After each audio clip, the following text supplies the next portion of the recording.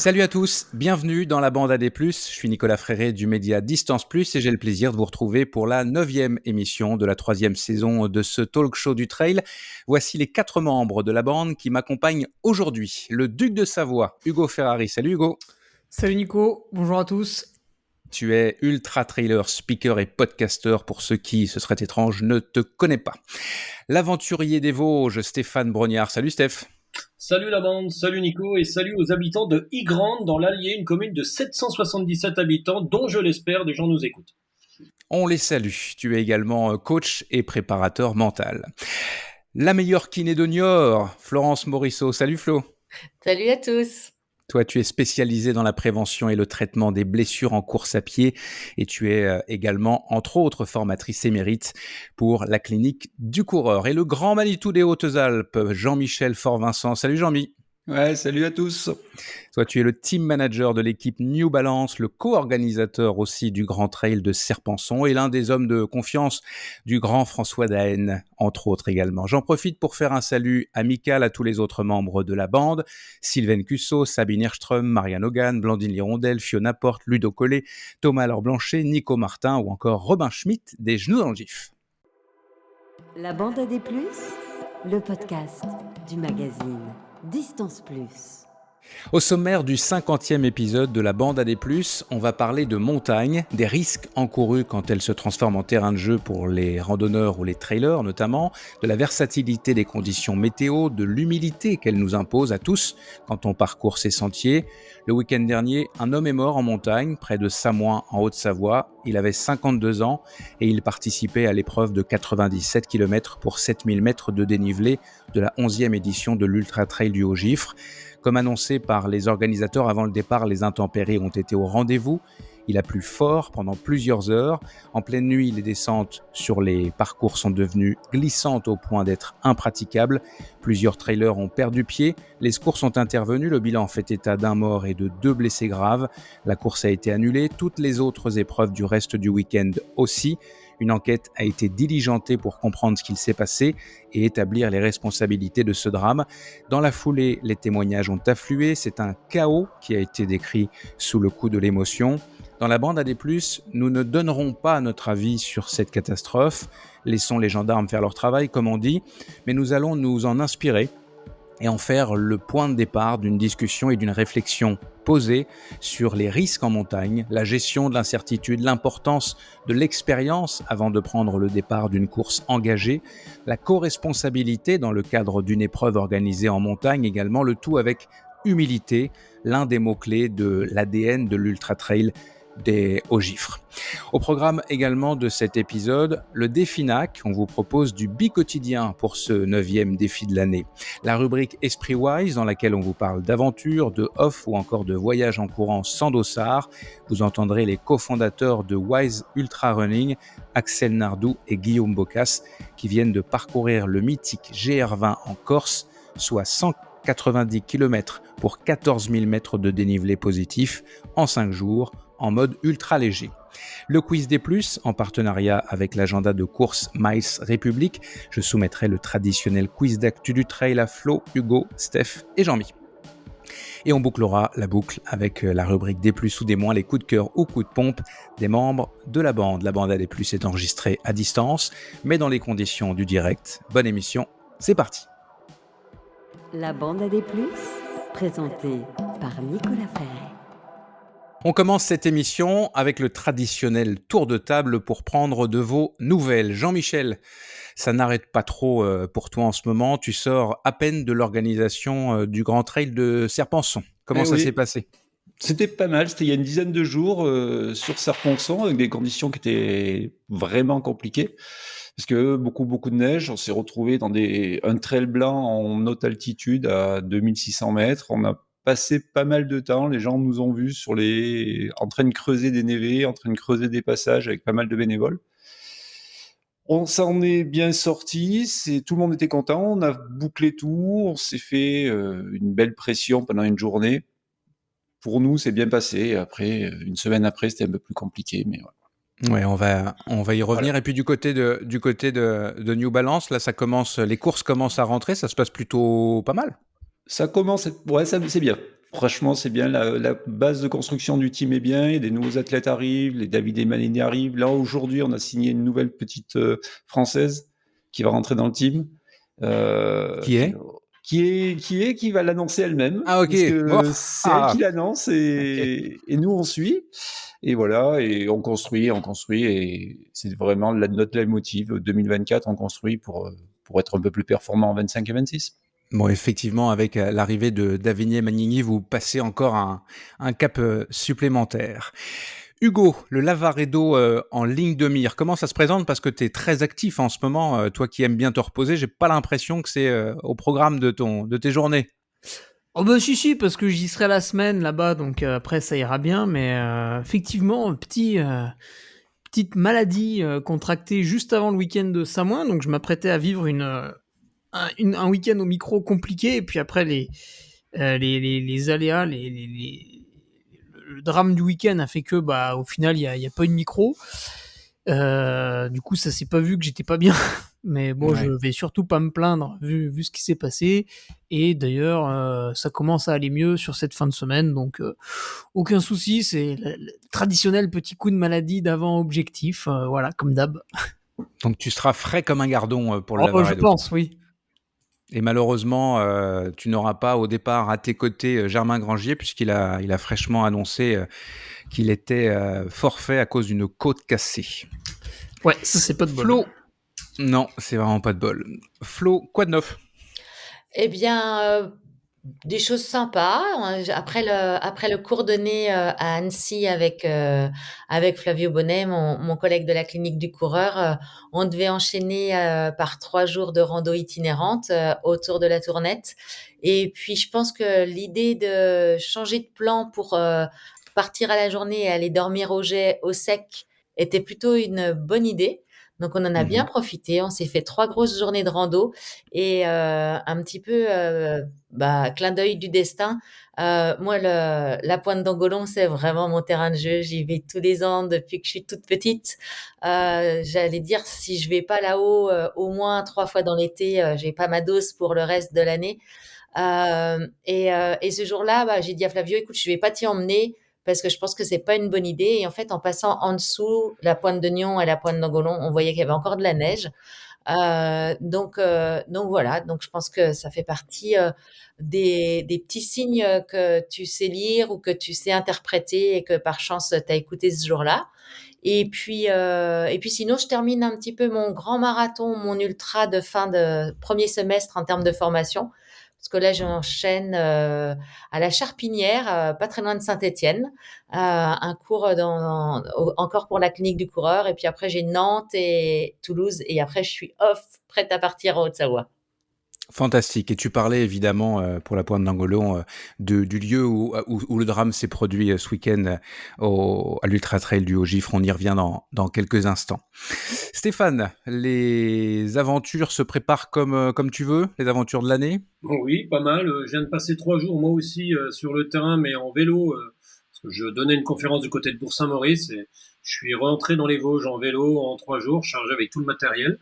Et puis j'ai pu en profiter pour remonter, pour ceux qui connaissent au Fort de la Platte, ceux qui ont fait la TDS un jour dans leur vie, cette belle petite montée sympathique qui tombe pile à un moment très stratégique quand on fait la TDS. Donc j'ai pu en profiter pour faire ça et pour remonter en vélo 3 jours, pour tester le vélo qui va me servir quand je vais me faire larguer au milieu du désert du Sahara. Et voilà, et sinon, tout doucement, on prépare la petite trotte à Léon à coups de bosselette en face de la maison. Voilà.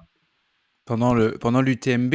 Rappelle-nous quand est-ce que c'est ton défi, ton aventure depuis le Sahara à 2024 km de chez toi, Sapois dans les Vosges?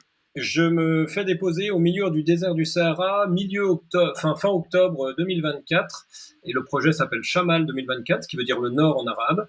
Je me fais déposer dans un endroit qui est effectivement à 2024 km du désert de chez moi dans les Vosges, et je me débrouille pour rentrer sans GPS, sans téléphone, juste avec une balise au Waka qui permettra au monde entier de savoir où je me trouve. Mais c'est un peu les rencontres et les autres qui vont faire de cette aventure ses lettres de noblesse. Voilà.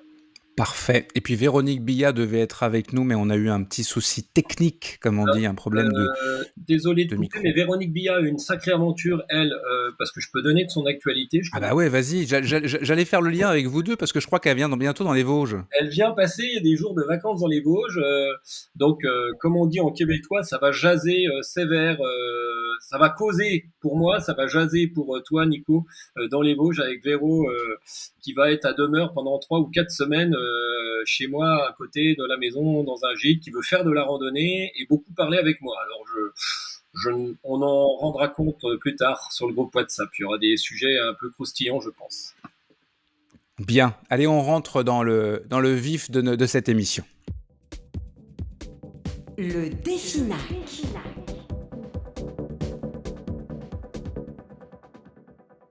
Dans chaque émission, avec notre partenaire majeur NAC, on vous lance un défi sportif avec à la clé des produits de nutrition sportive à gagner. Voici le 9e défi. D'ici le jeudi 4 juillet inclus, nous vous proposons de faire 2 sorties à 2 moments différents de la journée. Toutes les formules sont possibles, ça peut être 2 footings, une séance de fractionné et un footing, une sortie longue le matin et une sortie vélo l'après-midi, peu importe la durée de chaque séance. L'essentiel est de s'entraîner 2 fois avec quelques heures de repos entre les deux. La personne tirée au sort parmi l'ensemble des participants à ce 9e défi recevra les nouvelles barres chocolat banane à base de protéines de grillons. Ce sont des barres qui n'étaient pas proposées en France auparavant, elles l'étaient au Canada, mais la législation française et européenne permet désormais la vente de produits à base de grillons. Les ingrédients des barres Ultra Énergie sont 100% naturels, c'est sans gluten, sans graines, sans blé, sans soja et sans OGM, et la protéine de grillon est riche en acides aminés essentiels, en vitamine B12, mais aussi en calcium, en potassium et en fer. Ce que met en avant NAC concernant la protéine de grillon, c'est que sa production est éco-responsable, car elle nécessite beaucoup moins de ressources qu'une protéine lactée et qu'elle crée moins de déchets. Voici les conditions pour participer. Vous faites 2 sorties dans une même journée d'ici le 4 juillet. Vous publiez les 2 liens de votre activité Strava dans un même commentaire sous la publication du défi dans le club NAC de Strava. Attention, en commentaire de la publication uniquement. Et pour valider votre participation, vous vous assurez d'être abonné au compte Strava et Instagram de NAC et de Distance Plus. Bonne chance à tous, et si vous avez prévu de faire une première commande sur le site nac.com, vous avez toujours 15% de rabais avec le code LBAD+, le signe plus. Esprit Wise, la rubrique aventure de la bande AD+. Esprit Wise, c'est un rendez-vous en partenariat avec la jeune marque française de vêtements de course technique Wise Ultra Running, basée à Annecy, dans laquelle on vous parle de course à pied sans dossard, d'itinérance et de voyage en courant. Dans ce segment de l'émission, nous vous racontons des histoires inspirantes d'athlètes qui se lancent ou réalisent des projets aventureux et innovants sans forcément parler de performance. C'est la rubrique des pas de côté en sentier et on espère donner à certains et certaines d'entre vous, chers auditeurs, de belles idées. Je me suis entretenu quelques instants plus tôt aujourd'hui avec les cofondateurs de Wise Ultra Running, Axel Nardou et Guillaume Bocas, qui viennent de parcourir le mythique GR20 en Corse, soit 190 km pour 14 000 mètres de dénivelé positif en 5 jours, en mode ultra léger. Je vous propose de les écouter. Salut Axel, salut Guillaume. Salut Nico. Alors vous deux, vous êtes des habitués de la montagne, vous êtes des habitués de l'ultra, et puis une fois ou deux l'année, vous partez tous les deux en amoureux à l'aventure, et là vous avez choisi le GR20. Pourquoi Guillaume, pour commencer. Alors ça fait un petit moment que ce qu'on affectionne particulièrement avec Axel dans le trail, c'est d'essayer de profiter de ces aventures pour faire un peu pour voyager. Donc nous, le trail, on a découvert l'itinérance il y a quelques années maintenant, et pouvoir avoir des voyages comme ça, des séjours de trail où on va parcourir de longues distances avec un petit sac à dos et tout en découvrant du pays, c'est quelque chose qu'on affectionne tout particulièrement. Donc ça fait un petit moment qu'on commence à écumer quelques sentiers, et forcément le GR20 était sur notre liste. Axel, tu t'es préparé des deux, excuse-moi Guillaume, mais tu es celle qui est la plus élite, celle qui est la plus athlète, avec des ambitions et tout. Et tu t'es particulièrement préparé. C'est pas juste un voyage, c'est aussi pour toi une course. C'était une course entre guillemets off importante de ta saison. Raconte-nous ta préparation parce que c'est pas de la petite bière le GR20. Non. Alors en fait, cette course, elle me servait de bloc de prépa pour une course que je vais faire qui est le Restonic dans 2 semaines. Et en fait, du coup, c'était une manière déjà d'approcher un peu les sentiers corses et de voir un peu, parce qu'on dit souvent qu'ils sont techniques, mais je pense que tant qu'on n'y a pas mis les pieds, on se rend pas vraiment compte de ce que veut dire ce mot. Et du coup, voilà, c'était l'idée d'aller sur ce sentier mythique. Et puis, j'ai la chance d'avoir Adrien Séguré en tant qu'entraîneur et qu'il connaît très très bien, du coup, parce qu'ils ont été faire le record avec Anne-Lise. Anne-Lise Rousset-Séguré, ouais. Voilà. Et du coup, il avait plein de propositions de découpage et c'était intéressant du coup d'avoir un peu ce feedback et voilà. De partir avec, d'une certaine manière, en confiance, de pas faire n'importe quoi, de pas avoir découpé comme on peut le faire au feeling un peu parfois, en pensant là vous aviez des marqueurs très précis de là où vous alliez vous rendre. Oui, tout à fait. Et puis c'est vrai que en voyant les kilomètres, des fois on peut se dire que finalement la journée est pas très longue et en fait les premiers dans le nord surtout les kilomètres coûtent double voire triple par la technicité et du coup c'est vrai qu'on peut être un peu gourmand et se dire ah bah non mais en fait les 2 premières étapes on va les faire en une fois et en fait ça peut être un péché de gourmandise parce que elles sont très très techniques et on y laisse quand même pas mal de jus.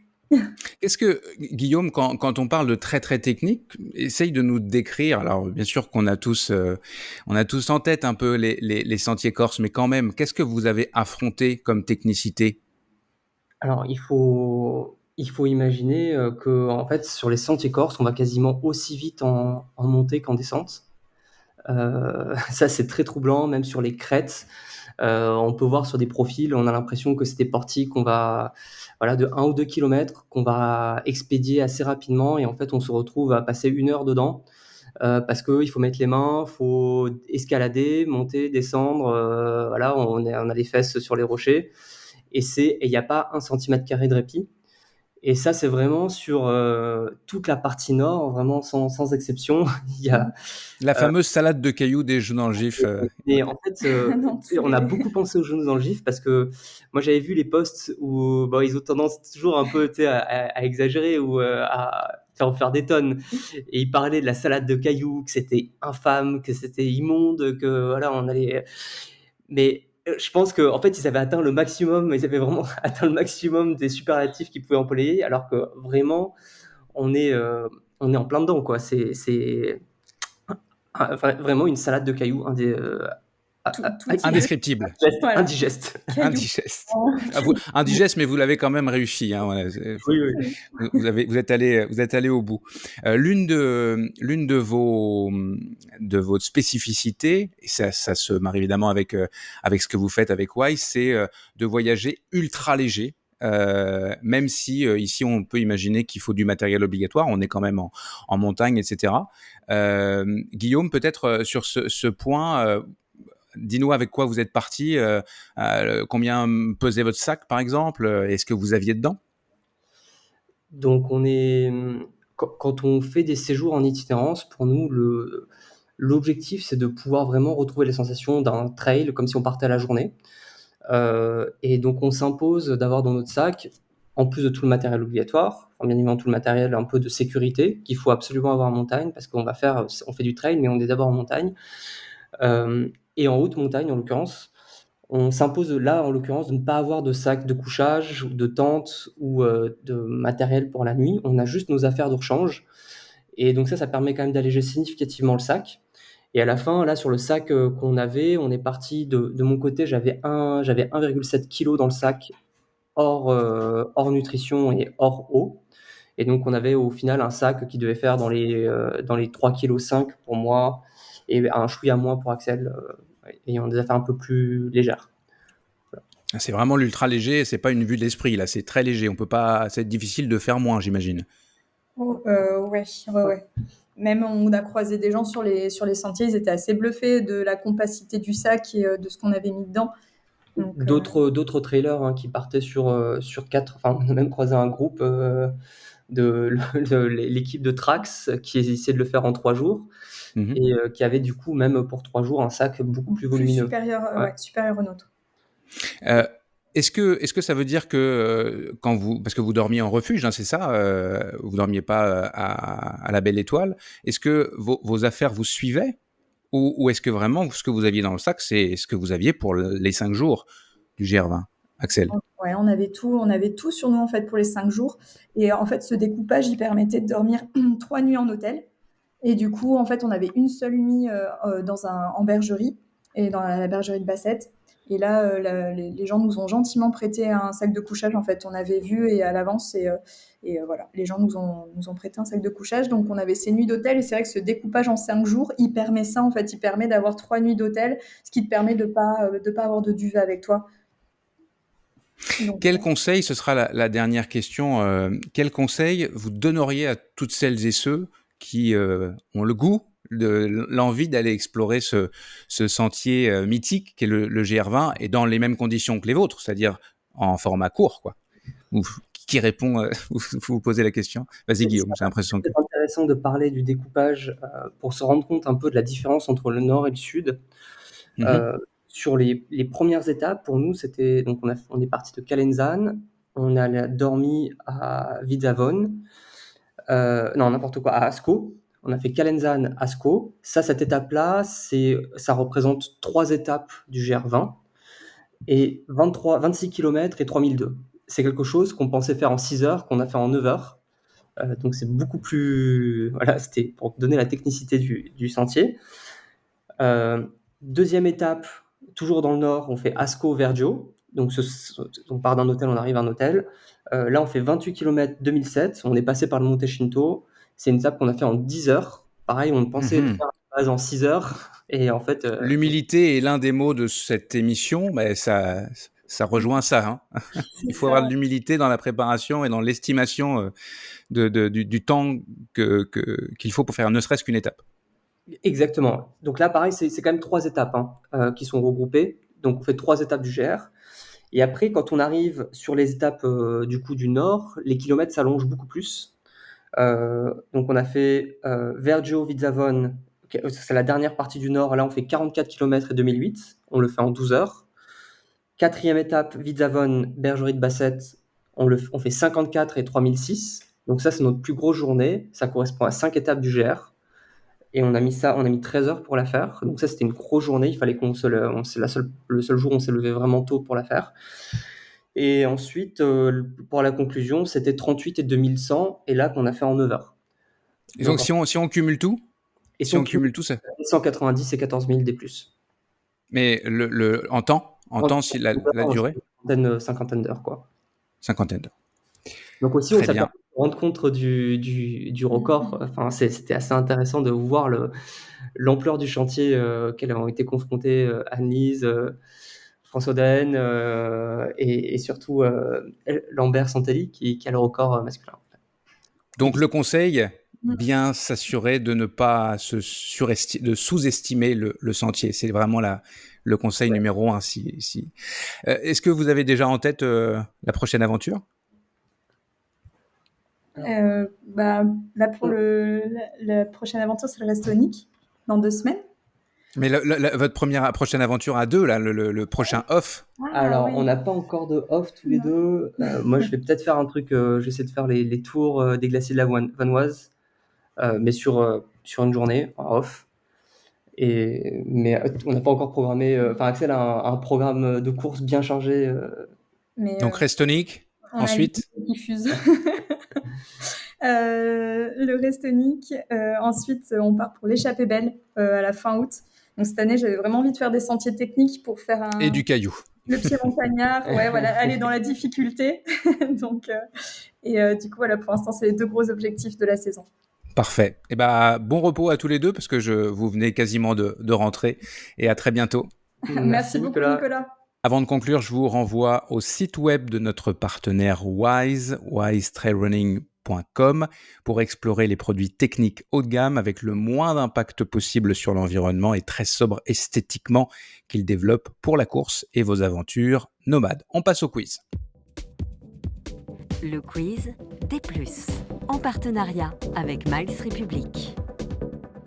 Dans chaque épisode, les membres de la bande AD+, s'affrontent dans un quiz de culture générale et sur l'actualité du trail. La championne ou le champion 2024 du quiz Miles Republic sera celle ou celui qui remportera le plus grand nombre de victoires durant la saison. Je rappelle la règle pour les auditeurs. Vous me laissez lire la question jusqu'au bout avant de dire votre prénom pour prendre la main. Si vous m'interrompez, je vous laisse la main, mais vous devrez répondre immédiatement et correctement sans avoir ni la fin de la question, ni les choix de réponse. Est-ce que vous êtes prêts ? Les pouces se lèvent, ça veut dire oui. C'est parti. L'athlète portugais Miguel Arsenio, qui avait abandonné au Mute à Madère en avril, a participé à 2 événements coup sur coup en 2 week-ends consécutifs. Lesquels ? La Swiss Canyon Trail et Hugo. l'Ultra 01. Vas-y Hugo. La Swiss Canyon Trail et l'Ultra Skyrunning Madeira. Parfait, c'est la bonne réponse. Il a terminé. Tiens, toi qui fais une revue de presse tous les lundis matins, tu dois le savoir. Il a terminé combien, Miguel Arsenio ? Il fait 3e au Swiss Canyon et 4e à l'Ultra Sky Madeira. Non, il gagne le Swiss Canyon. Ah bon ? Il a remporté le 111 km. Ah merde, j'ai confondu alors. Mais par contre, il fait 4e à l'Ultra Canyon Madeira. Ah ok, j'étais pas sûr. Ouais, le vainqueur chez les hommes, c'est Loïc Robert qui a fait une sacrée perf. Il a même battu le record du parcours. Et chez les filles, Tout à fait. Lucille Germain l'a imité. Pour reprendre mes choix de Elle a réponse. battu le record féminin aussi, ouais. Absolument. L'Ultra 01, c'est notre ami Casquette Verte qui l'a emporté chez les gars. Et oui, Sarah mais seulement Charles pour la chez les 4e fois. filles. Seulement pour la 4e fois, oui. Il pourrait faire un effort quand même. Le Trail 100 Andorra by UTMB, un Américain que personnellement je ne connaissais pas, Zachary Garner, l'a emporté devant un autre Américain francophone qui cartonne depuis quelques temps, Ben Diman. Et chez les filles, c'est Katharina Hartmut qui a pulvérisé la course. Et enfin, j'avais également le Grand Trail de Saint-Jacques. C'est Sylvain Court qui est vraiment, qui revient assurément en pleine forme. Chez les gars, il a remporté la grande épreuve. Et Maël Duruaz chez les filles. 1 point pour Hugo. Deuxième question. Lucille Germain, on en parlait il y a quelques instants, joue cette année le classement général du circuit mondial de skyrunning. Mais quel est le grand objectif de sa saison ? Est-ce que c'est la CCC, l'OCC, la Saint-Élion, Jean-Michel, Hugo OCC. ou le marathon de Valence ? C'est une bonne réponse pour Jean-Michel. T'as du mal à donner ton prénom, mais t'as la bonne. Ouais, c'est vrai. Jean-Michel, 1 point. Hugo, 1 point. Troisième question. L'athlète distance plus cette année, Manon Board, a fait sa rentrée en ultra trail chez elle dans le Jura à l'occasion du 111 km du Swiss Canyon Trail. À quelle place a-t-elle terminé au classement général overall donc ? 2e, 9e, 13e ou 20e ? Hugo, Hugo. 13e. Bonne réponse d'Hugo, 13e en 13 heures et 8 minutes. À près de 50 minutes de notre chère Marianne Hogan. J'ai ma voix qui a du mal à avancer avec avec l'air pas climatisé, mais le ventilo. Il fait 40 degrés ici en passant au Québec. Ah bon, mais c'est horrible. Oui, c'est difficile quand on n'est pas acclimaté. Putain. Alors, ça fait 2 points pour Hugo et 1 point pour Jean-Mi. 4e question. L'athlète des plus, encore une fois, Sylvain Cachard, a lui aussi fait sa rentrée après blessure. C'était sur le 18 km et 600 mètres de dénivelé du Trail Saint-Jacques. Il a terminé en 2e position et il s'est rassuré pour sa blessure au pied. Mais qui a remporté la course ? Est-ce que c'est l'Allemand Lucas Serleux ? Hugo. Le Français Hugo, qui est en feu ? Il en feu. Ouais, c'est Lucas Herle, l'allemand, ouais, Je suis en exact. train de chercher en même temps. Absolument. Flo Il n'a a pas eu mis le temps de 1 heure chercher. pile. Exact. Et, Oh, la tricheuse! Je et c'est récupère un 2 points, alors. athlète. C'est un athlète qui est en pleine forme lui aussi, Il est puisqu'il fort. avait été il y a 2 ans il avait été champion d'Europe espoir de course en montagne. Cette année, il est arrivé chez les grands et il a fait un podium sur chacune des courses en montagne. Une 3e place le vendredi sur la montée sèche et une 2e place le dimanche sur la montée descente. J'avais Hugo, on voit tout ce que également tu regardes dans tes lunettes, hein. Et on voit que t'es pas du tout, que tu es en train de faire sur un moteur de recherche pour trouver les bonnes réponses, hein. ah oui, Hugo. Non, c'est pas vrai, c'est la liste de favoris du Lavaredo, ça n'a rien à voir. J'avais également dans les Putain, propositions Alexandre l'enquêtrice. Melleux Ah ouais. qui a terminé 3e de cette course, donc derrière Lucas Herle et derrière Sylvain Cachard. Le Français Baptiste Chassagne, 5e, et le Suisse Roberto De Lorenzi qui lui a été champion d'Europe de montée-descente à Annecy. 5e question, mais là c'est bien parti pour une victoire d'Hugo. Quel athlète dans la liste suivante ne figure pas au top 10 masculin de l'épreuve suisse de course en montagne Nérévu-Molaison? Est-ce que c'est Rémi Bonnet? Est-ce que c'est Thibaut Barognan? Est-ce que c'est Rémi Leroux, Gédéon Pochat ou Maximilien Drion? Lequel Hugo. de ces... Hugo? C'est Rémi Leroux. Absolument, le Québécois Rémi Leroux qui lui a fait une perf, ceci dit, mais c'était aux États-Unis dans la montée du mont Washington. Il a terminé juste derrière le grand Joe Gray. Les autres étaient tous en course. Rémi Bonnet l'a évidemment emporté. Thibaut Barognan fait une sacrée perf. Je ne sais pas ce que tu en penses, Jean-Mi, avec une 2e place. Bah, sur un format comme ça, alors qu'il prépare du long, sortir, je crois, le meilleur paire française, c'est grand respect, là. Et il y a aussi, Gédéon, le retour de Gédéon, qui fait 4. 4e, derrière Maximilien Drion. Ouais, qui est vraiment à saluer, parce que Gédéon se remet au trail running après une période de ski alpi. C'est sympa. Ouais. Eh bien, le vainqueur du 9e Quills Miles République de la 3e saison de la bande Allez Plus est Hugo Ferrari. Bravo, Hugo. Eh ouais. Respect. Le quiz D+, est produit toute cette saison en partenariat avec l'agenda de course Miles République. Sur le site web de Miles République, vous retrouvez au moins 20 000 courses référencées, pas uniquement des trails, il y a un petit peu de tout. Il y en a absolument aussi pour tous les goûts et tous les niveaux. Le moteur de recherche vous permet de débusquer des trails à côté de chez vous qui ne sont pas très connus ou très peu médiatisés. Vous pouvez vous inscrire directement en ligne. Allez donc faire un tour sur milesrepublique.com. Le sondage des plus en partenariat avec Run Motion Coach. Le week-end dernier, un homme est mort en montagne près de Samoin en Haute-Savoie. Il avait 52 ans et il participait à l'épreuve de 97 km pour 7000 mètres de dénivelé de la 11e édition de l'Ultra Trail du Haut-Gifre. Comme annoncé par les organisateurs avant le départ, les intempéries ont été au rendez-vous. Il a plu fort pendant plusieurs heures. En pleine nuit, les descentes sur le parcours sont devenues glissantes, au point d'être devenues impraticables. Plusieurs trailers ont perdu pied, les secours sont intervenus. Le bilan, 1 mort et 2 blessés graves, on l'a dit un peu plus haut. La course a été annulée, toutes les autres épreuves du reste du week-end aussi. Une enquête a été diligentée pour comprendre ce qu'il s'est passé concrètement et établir les responsabilités de ce drame. Dans la foulée, les témoignages ont afflué. C'était un chaos qui a été décrit ces derniers jours sous le coup de l'émotion. On va donc parler de montagne aujourd'hui, des risques encourus quand elle se transforme en terrain de jeu pour nous, hein, les randonneurs, les trailers et tous les autres, des changements, des conditions météo, des intempéries, de l'humilité qu'elle nous impose aussi à tous, pas uniquement les grands amateurs, quand on parcourt ces sentiers. J'insiste sur un point avant de lancer cette discussion. Le drame à l'Ultra Trail du Haut-Gifre est un prétexte à la discussion et à la réflexion, mais il n'est pas question ici de commenter en long, en large et en travers ce qu'il s'est passé ce week-end, ou d'accuser qui que ce soit, c'est pas notre rôle. On va rester dans la bienveillance, même si, bien entendu, le sujet est grave. Hugo, toi, tu étais sur place, tu l'as dit tout à l'heure.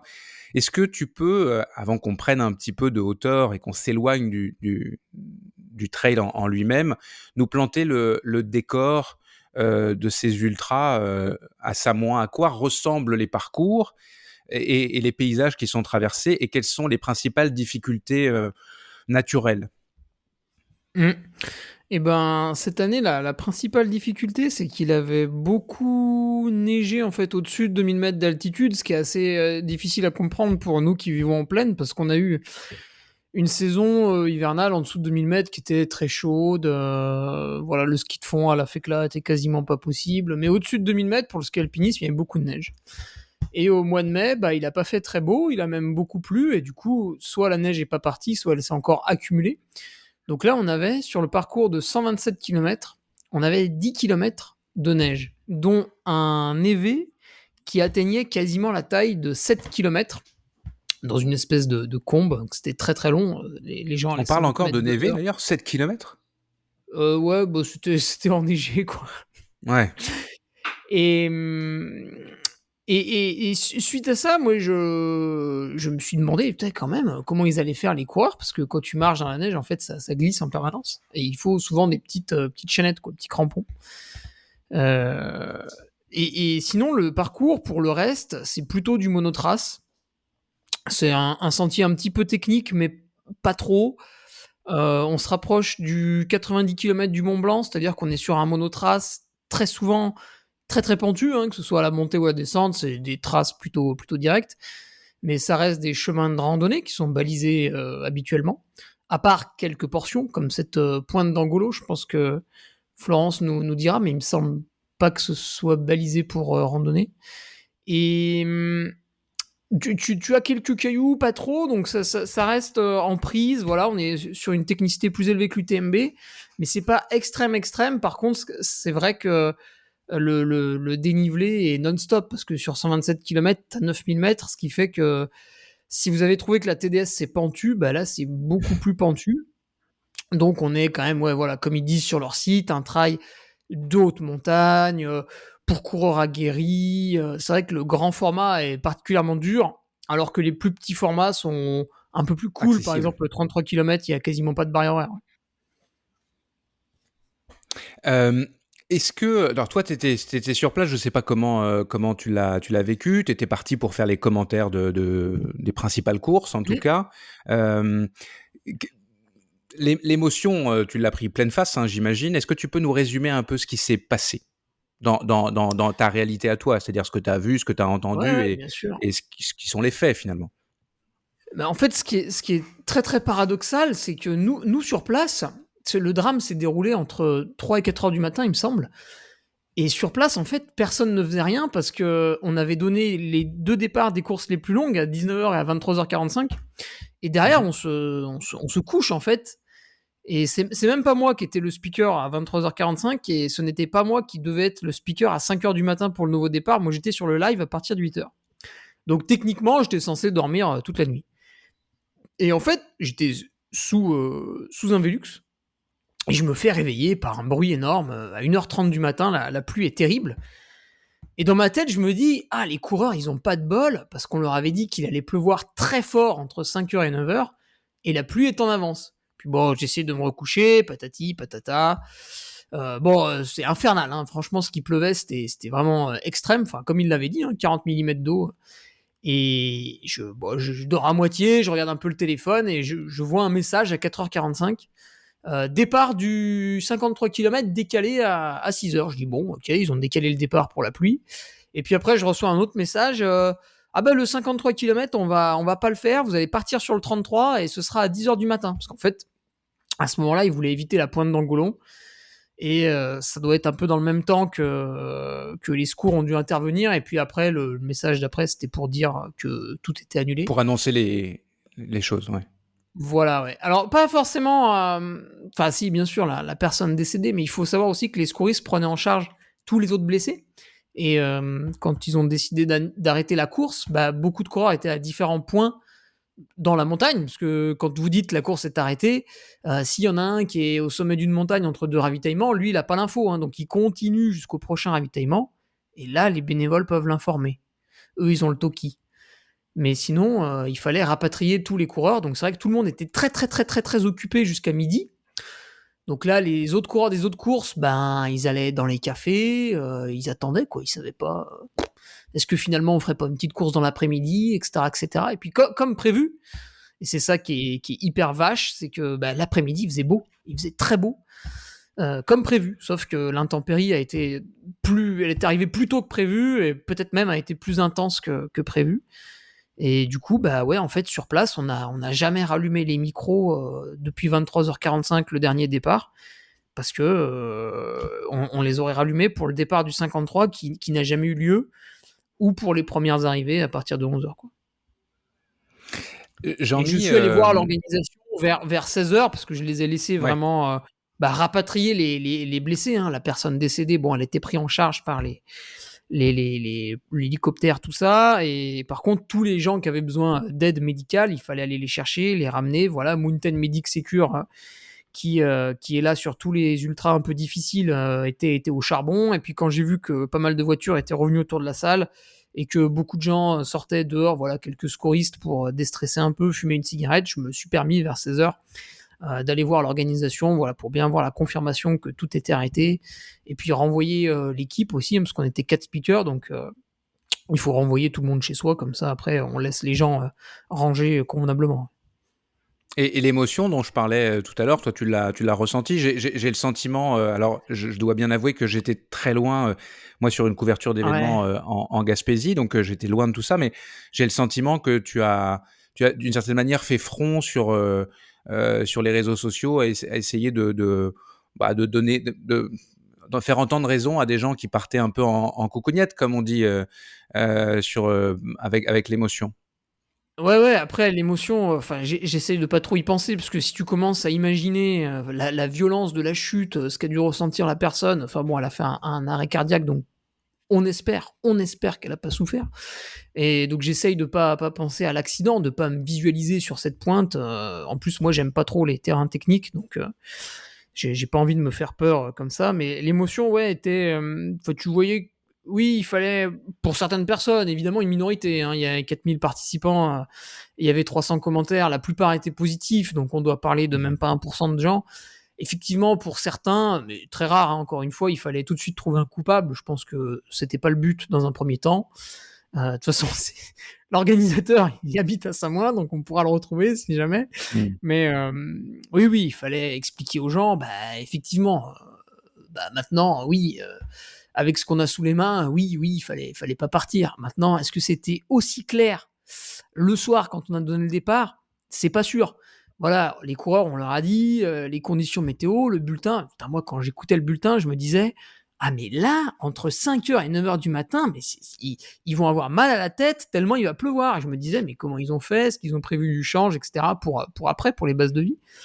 D'ailleurs, on pourra revenir dessus, hein. Il y en a quelques-uns, il leur manquait 2-3 équipements. Ça, il faudra vraiment être vigilant pour les prochaines fois. Franchement, prenez votre matos. Quand la météo est annoncée mauvaise, prenez vraiment des trucs lourds, des trucs qui vous protégeront.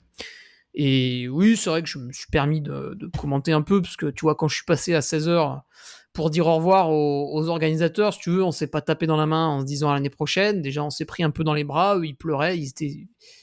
J'espère qu'ils s'en voudront pas forcément toute leur vie. C'est pour ça aussi que j'espère que la décision de justice ira dans leur sens. Ça pourra éventuellement les soulager d'un poids, mais je pense que David et son équipe seront très affectés. Hein. C'est un tout petit bureau qui organise ça sur leur jour de congé, hein, à 2 semaines de l'événement. Donc, il y a eu peut-être un commentaire sur 1000 qui disait ouais, tous ces trails qui nous prennent notre argent, c'est pas du tout le but. Là, ils se sont trompés de cible.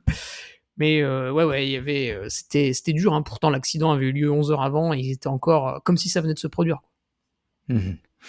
Jean-Michel, donc toi tu es aussi organisateur, tu le disais quelques jours avant, avec les mêmes, je crois, les mêmes équipes de sécurité qui sont intervenues. tu organisais le Grand Trail de Serre-Ponçon, co-organisé.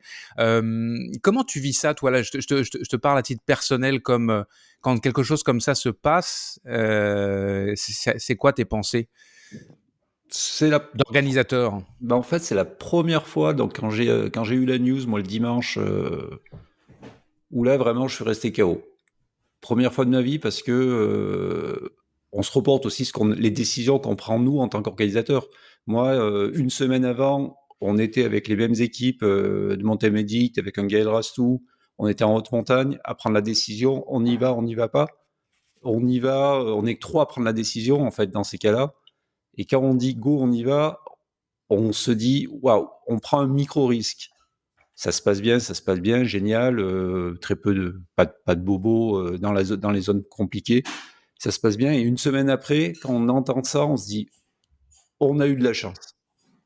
On a eu de la chance, mais en même temps, on se dit ça tient tellement à rien, parce qu'il faut comprendre quand même que quand on gère des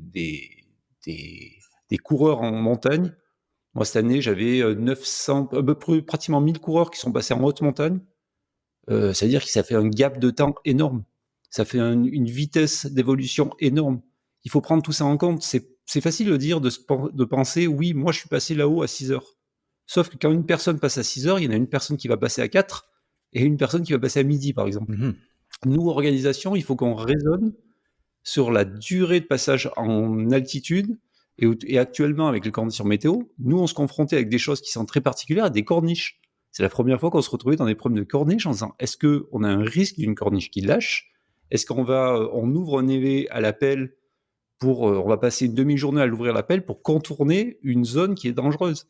Mais on peut tout prévoir, mais il y a tellement d'amplitude qu'il y a des moments où on est obligé de lâcher le laisse en disant, il faut que ça passe, et on espère que ça passe. Et c'est vrai que là, du coup, moi, le dimanche et le lundi matin, j'étais devant mon ordi et je parlais avec Serge, qui est le deuxième co-organisateur. Serge Moreau. Serge Moreau, qui s'occupe pas de ce parti stratégique de sécurité. Il nous laisse faire avec Gaël.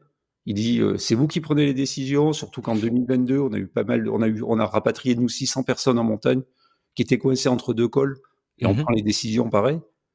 Mais je disais à Serge, je sais même pas si j'ai encore envie d'organiser. Parce que c'était ma question. Ouais, tu te prends une baffe tellement énorme et tu te dis waouh, compliqué. Et aujourd'hui, pour tout te dire, ce matin, je suis remonté moi là-haut. Je suis remonté parce que c'est la montagne qui est juste derrière chez moi. Je suis remonté là-haut pour regarder une nouvelle fois, pour me dire ouais, on a fait passer les gens, c'était une bonne idée de les avoir fait passer, tant mieux, on les a fait passer. Et c'était aussi pour exorciser un petit peu un truc, et j'avais besoin de ça 5 jours après. Et ça a marqué tout le monde, tous les gens de la montagne, tous mes potes en montagne. Nous, on est tous pros en montagne, on a tous des diplômes en montagne. Tout le monde est marqué par cette histoire, et comme tout le monde à chaque fois a été marqué par le Mercantour, qui a été marqué par la TDS, qui a été marqué par la Chine. C'est pas la première fois que ça arrive, mais il faut comprendre que des gens, ils peuvent pas raisonner sur une seule personne, sur leur cas eux. Il faut raisonner en groupe, avec des vitesses différentes, avec une évolution météo différente, et quelqu'un avec des niveaux techniques différents. Nous, Orga, on est obligé de prendre tout ça en compte, et on fait pas de l'individuel. On fait pas du one-one, c'est pas un guide qui part avec son client. C'est un groupe de personnes qui raisonnent pour 1000 personnes. Pourquoi, je m'égare à peine, pourquoi tu organises un événement, un trail en montagne? C'est quoi ta motivation? Qu'est-ce qui fait que tu t'es lancé là-dedans? Toi, Serge et ton équipe. Moi, on fait un tour du lac, mais moi, je voulais pas faire un tour du lac par le tour du lac sans passer par les sommets. Faire passer des gens en montagne pour leur faire comprendre aussi la montagne, c'est hyper intéressant pour nous en passation de savoir. Leur expliquer que oui, regardez, ça c'est une partie de montagne, là on peut y aller, là on peut pas y aller. Là c'est intéressant, venez découvrir quelque chose et on va vous offrir cette possibilité d'aller découvrir quelque chose avec un maximum de sécurité. Mais un maximum de sécurité, ça veut pas dire 100% de sécurité. On est en montagne. Donc en montagne, il y a toujours un petit risque quelque part. Actuellement, on est en montagne ici dans les Hautes-Alpes, il y a 5 morts en une semaine en kayak. C'est impressionnant. Sur les 3 rivières, entre Pelvoux, l'Ubaye et la Durance, on en est à 5 morts en une semaine avec les crues d'eau, parce que vous voulez voir l'eau qui coule en ce moment en montagne, c'est fou. Et voilà, c'est comme ça fait partie des choses. Mais ça, on l'organise pas. Quand on l'organise, on se le prend un peu plus d'une façon au fond du cœur en disant waouh, c'est dur. Mais ce qui s'est passé et ce qui s'est déjà passé par le passé, c'est aussi une illustration de ce que tu disais tout à l'heure, la montagne. Aujourd'hui, c'est quelque chose qu'on a beaucoup lu ou entendu ces derniers jours. La plupart des personnes qui meurent en montagne sont souvent des habitués, des gens qui savent la maîtriser. Donc, mais sauf que quand on vient sur un événement, comme un Normand comme moi, par exemple, qui a le fantasme de la montagne, qui a envie d'aller courir en montagne, il a pas forcément l'impression que la montagne est dangereuse. Est-ce que ça, c'est un message qu'il faut absolument marteler à l'ensemble? Et je pense qu'aujourd'hui, j'ai pas de statistiques là, mais je pense que la majorité des consommateurs de dossards viennent de l'extérieur de la montagne. Qu'est-ce qu'il faudrait faire pour ça n'empêchera pas le risque, mais la prévention permet du jugement, peut-être plus de jugement, pardon. En fait, c'est clair, si tu regardes en ce moment sur les pelotons, il y a peut-être 90% des gens qui ne sont pas, on va dire, de massifs montagneux purs et durs. Et ce qui est normal. Moi, par contre, quand j'entends les délires de certains de dire il faut réserver certaines courses aux montagnards, mais non, on est là pour aussi faire apprendre aux gens, il faut qu'ils viennent en montagne et on leur apprend. La seule chose qu'il faut comprendre, c'est qu'on rentre dans quand même une logique d'humilité. Il faut que les gens arrivent avec une certaine humilité. C'est pas parce qu'on a lu un magazine, qu'on a 3 coachs, un coach mental et 18 idées, qu'on sera bon en montagne. Ben non. Aujourd'hui, tu comprends, quand on te dit il faut pas y aller, tu y vas pas. Quand on te dit tu peux y aller, ben, prends-toi la décision si tu as le physique pour y aller, le mental pour y aller. Tu as quand même cette logique-là, il faut que ça revienne sur toi-même. Parce que on peut pas contrôler, nous, le niveau de tout le monde. Je peux pas contrôler moi au départ d'une course en disant « toi t'es bon, toi t'es pas bon ». Déjà, de quel droit je le ferai? Et il faut que les gens viennent, il faut qu'on apprenne, il faut qu'on s'écoute tous ensemble et que les gens comprennent et nous écoutent. Moi, c'est horrible quand je dis, l'année dernière, quand on a dit à des garçons non, en pleine course, non, là vous partez pas, là on vous déroute parce que ça marche pas. Quand les mecs nous insultent au PC course, on se fait insulter. On leur dit mais non, nous on vous le dit parce que la vision qu'on a nous dans les PC courses, vous pouvez pas l'avoir. La vision, l'expérience nous qu'on a de ces montagnes environnantes, vous pouvez pas l'avoir. Juste écoutez-nous et vous verrez, ça se passera bien. Mais c'est vraiment un échange. Il faut qu'on travaille tous à un échange et qu'on cherche pas à se monter les uns contre les autres. Pour moi, mon rêve, c'est qu'on comprenne tous et que quand on fait un briefing de course, les gens viennent à un briefing de course et au lieu de faire des selfies, ils écoutent quand on dit « faites gaffe, demain, il va y avoir de la météo qui va être compliquée ». Demain, moi j'ai eu le problème l'année dernière avec des alertes orages. On a dit à tout le monde, faites gaffe, prenez vos pantalons Gore-Tex, prenez tout votre matériel. On en avait un grand nombre qui n'avaient pas leur matos. Donc on les a tous arrêtés une base de vie. On leur dit maintenant vous ne ressortez pas de la base de vie si vous ne vous partez pas avec un pantalon Gore-Tex, une veste Gore-Tex et avec une mid-layer. Et les mecs te regardent et disent ah ouais mais je ne l'ai pas pris. Tu dis mais tu fais quoi là? Le briefing hier on te l'a dit. Tu vois, c'est cette logique de écouter les conseils et accepter aussi quand on dit on va changer un parcours, on va changer quelque chose, c'est pour la sécurité de tout le monde et on se fait pas plaisir. Ouais, pas pour le plaisir, ouais. Et les athlètes qui sont comment dire qui sont les plus râleurs, c'est quoi leur argument au final quand ils viennent te voir et qu'ils râlent? C'est quoi comment ça se termine ces discussions-là? Parce que en fait c'est de la frustration qu'ils expriment. C'est de la frustration parce qu'ils sont pas finishers. Ils ont pas fait, ils se sont entraînés, ils comprennent pas que ça sert à rien de. Ils se sont entraînés pendant 3 mois, pendant 2 mois, pendant 1 mois, certains pendant 1 semaine. Et les mecs arrivent dans un trail en montagne et ils disent il faut que je termine et mon Graal c'est de terminer. Arrivé un moment quand tu leur dis ben non, tu peux pas le faire parce qu'aujourd'hui la montagne, on peut pas le faire.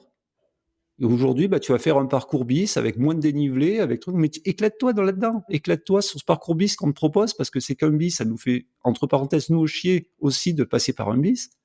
Mais accepte le truc. Et c'est les gens qui acceptent pas parce qu'ils ont juste envie de le lundi arriver à une machine à café et dire ouais, hier, je suis passé, j'ai fait 4000 de positif.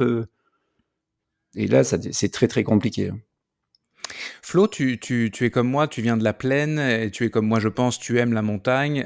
Est-ce que tu penses que pour nous autres, qui sommes pas nés à la montagne, ça vaudrait la peine d'avoir peut-être des niveaux à acquérir avant d'aller par exemple faire un 100 miles en montagne. Il faudrait peut-être se faire la main ou le pied pour le coup sur des épreuves d'un peu plus courtes et apprendre Jean-Mi, tu Juste sembles une voir. chose, faudrait pas oublier dans les histoires de montagne que la plupart des plus grands alpinistes sont pas des Alpes. Ah, Prenez toute l'histoire de tous les plus grands alpinistes, la plupart sont pas des Alpes. Ils viennent de Dijon, ils viennent de Lyon, ils viennent de Marseille, ils viennent de Paris. La plupart. Le premier chamoniard qui est monté en haut de l'Everest, c'est Marco Siffredi. Faut pas oublier. Donc la plupart, c'est des gens qui n'étaient pas montagnards, qui sont venus, qui se sont formés, qui ont passé du temps, qui étaient passionnés de montagne et qui derrière ont performé. Marco Siffredi qui malheureusement a perdu la vie en montagne pour le coup. Le CAF fait un gros boulot là-dessus. Hein. Partout en France. Qui a fait un gros boulot ? Le CAF, le club alpin français. Vous m'entendez ? Ouais, oui, on t'entend, Seth. Ouais. Le club alpin français fait un énorme boulot là-dessus. Hein. Il y a beaucoup de gens qui habitent, comme le disait Jean-Mi, Saint-Étienne, Lyon ou ailleurs. Et il y a des sections club alpin français qui forment des gens dans des moyennes montagnes, voire plus haut, qui organisent des séjours. Alors là, c'est peut-être un pan plutôt montagne, mais il n'y a pas exclusivement que les montagnards qui ont la primauté d'avoir peut-être le droit de mieux comprendre la montagne que les autres. Il y a aussi beaucoup d'instituts de formation pour comprendre la montagne. Et comme le dit Jean-Mi, il dit c'est une compréhension. Le coureur, il vient pour courir avec un dossard, comme le dit Jean-Mi, pour que le lundi matin, il y ait un truc. Parce que c'est aussi comme ça que le trail est principalement maintenant proposé. Sauf que le terrain de jeu qui est proposé a aussi sa constante. Et ça, Jean-Mi, comme il le dit, cette constante-là n'est pas forcément mise en avant. Sur les publications de l'Ultra 01, parce que moi j'étais dehors aussi pendant cette période-là, j'ai décidé d'ailleurs de partir plus tard, mais moi je faisais du off, donc au lieu de partir à 4h du matin, je suis parti à 7 parce que j'étais aussi sous des Velux comme Hugo, et je voyais bien que ça tabassait, et je me suis dit, oula, et ben effectivement, que d'être en vélo sous la flotte, je pouvais partir à 7h, mais quand on fait partir des gars et qui n'ont pas forcément le niveau d'aguerrissement, on se doute bien aussi que eux non plus n'ont pas du tout à l'idée, ils sont là pour faire une course, ils sont pas là pour être forcément en montagne. La montagne à la limite c'est pas l'argument principal. Et quand Jean-Mi leur dit écoutez les gars, la montagne ne propose pas de jouer comme on avait envie de jouer aujourd'hui, inévitablement que ça leur fait bizarre parce que le trail n'aurait pas forcément vendu comme ça non plus. On a tous vécu des épisodes dans le passé où même chez les pros devant, eux ils comprennent pas qu'ils peuvent pas continuer. Certains Kylian Jornet à une certaine année, on a tous été au Contamine, on l'a tous vu en t-shirt avec un kawaii autour de la taille à vouloir monter quand même au bonhomme coûte que coûte. On doit être en 2011, Jean-Mi, si je me trompe. Et effectivement, alors lui ne comprenait pas, il avait son jeune âge, il avait son niveau d'expérience, mais il y a eu l'intelligence de l'ensemble des organisateurs de dire attention, on a aussi, nous, on va pas dire qu'on emmène les gens comme ça, 2500 personnes dans la montagne, ça a été attention, on emmène des personnes à qui on n'a pas vendu la montagne à tout prix, on a vendu une course de trail qui leur permet d'aller au bout, donc on imagine bien que les gens ne viennent pas avec un avertissement en premier lieu de dire attention, je suis dans la montagne, je vais faire attention au bulletin météo donné par Météo France des montagnes, etc. Personne ne le fait, tout le monde se repose sur l'organisateur du trail parce que les gens viennent faire du trail. Donc c'est aussi une considération que Jean-Mi est obligé de prendre en compte, c'est pas de dire bon j'ai affaire à des gens qui viennent de la ville, vous venez de la ville ou vous venez de la montagne. Si vous venez faire une course et que vous venez pas faire de montagne, inévitablement à un moment ou à un autre ça va bugger. Donc quand l'organisateur sait pertinemment qu'il envoie des gens faire une course et pas pertinemment aller en montagne, inévitablement il est obligé de prendre les devants. Alors le matériel obligatoire est une chose, quand ils le prennent parce qu'ils n'en voient pas toujours l'intérêt, et quand ils l'utilisent à bon escient. Encore une fois, il y a aussi des comportements à avoir en montagne, seuls éventuellement quelques personnes ou les gens un peu avertis qui sont allés faire de la randonnée en montagne, pas besoin d'avoir été faire de l'ultra-trail ou de l'alpinisme pour comprendre des comportements. Mais quand tu viens faire une course et quand tu viens faire un ultra-trail, je ne suis pas certain que l'argument montagne, c'est un terrain de jeu, la route est un terrain de jeu, la montagne est un terrain de jeu, les caractéristiques de la montagne et ses conséquences ne sont pas forcément quelque chose qui est mis en avant ni par les magazines, ni par les organisateurs, ni par qui que ce soit, à mon avis.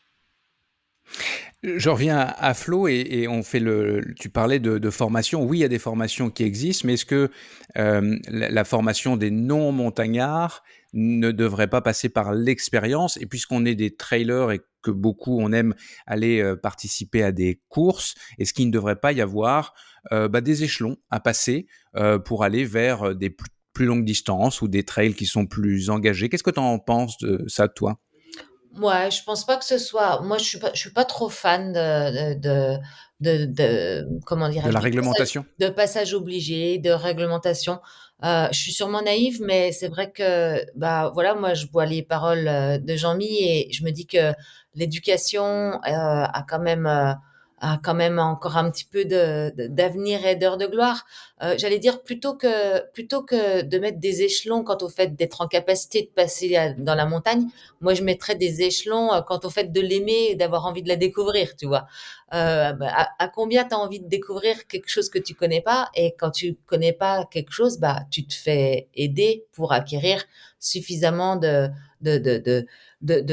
d'éléments pour l'appréhender un petit peu plus. Tu sais, je ferai le parallèle.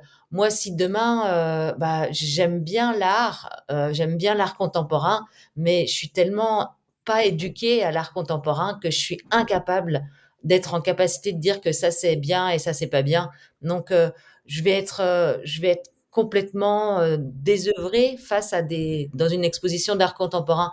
Bah, quelqu'un qui est pas éduqué à la montagne, de la même façon, bah, il va pas être en capacité de dire ah oui, ça c'est dur, mais j'y suis passé l'année dernière, mais ça passait, donc là ça va repasser quand même.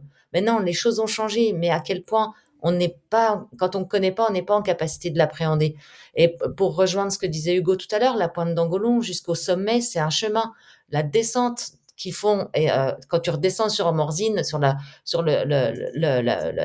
direction de la pointe de Nyon, là c'est balisé. La descente de l'autre côté, il n'est pas balisé. Mais pour y arriver, moi j'ai amené mes enfants à l'âge de 8 ans à la pointe d'Angolon, en terrain sec, enfin en période sèche et en plein été et à découvert. Il y avait aucun enjeu pour eux d'y aller, tu vois. Donc moi je pense vraiment que c'est plus ce qui me gêne dans tout ça, c'est plus effectivement le fait que les gens viennent faire une course et pas forcément découvrir ou apprendre à connaître un terrain de jeu. Et que bah, la, la, la, la motivation dans le fait d'être finisher, elle n'est pas à la hauteur de ce qu'on leur propose comme terrain de jeu. Et j'allais presque dire que bah, il faut mériter un petit peu, faut être en capacité d'apprécier. Et c'est comme un bon vin, tu le mérites, tu le bois, tu le mérites quand tu es en capacité de l'apprécier. Si tu n'es pas en capacité de l'apprécier, c'est ridicule de te l'acheter, quoi. Hugo, au trail niveau les revards, je pense qu'on a déjà eu des discussions là-dessus. T'es pas un grand amateur du matériel obligatoire, mais tout à l'heure tu disais que tu t'appelais les gens à faire super gaffe et à partir avec du matos quand on vous prévenait, quand on les prévient que ça va être compliqué. Comment qu'est-ce qu'il faut faire? Enfin, quel matériel obligatoire, comment on doit se comporter par rapport au matériel obligatoire? Ou tout simplement le matériel recommandé d'ailleurs? Ouais, alors juste le trail niveau les revards, c'est quand même de la moyenne montagne et on peut intervenir sur quasiment tous les endroits vraiment très très rapidement avec maintenant les VTT électriques et les quads. Il y a très peu d'endroits où en moins d'une demi-heure on sera pas sur toi, c'est très très rare. T'as À pas part besoin d'hélico, toi? 2-3 Mmh. endroits qui sont non, enfin si, parce que quand il faut y porter, il faut y porter. Mais c'est quand même nettement moins haut, nettement moins dangereux. On retrouve beaucoup plus vite des routes. Donc c'est beaucoup plus facile pour les secours d'intervenir. Et la première année où je donne le départ, c'est en 2019. Il faisait assez froid, il neigeait, il avait neigé 20 centimètres. J'avais hésité d'ailleurs. Je me suis dit, qu'est-ce qu'ils vont faire avec 20 centimètres de neige sur le plateau?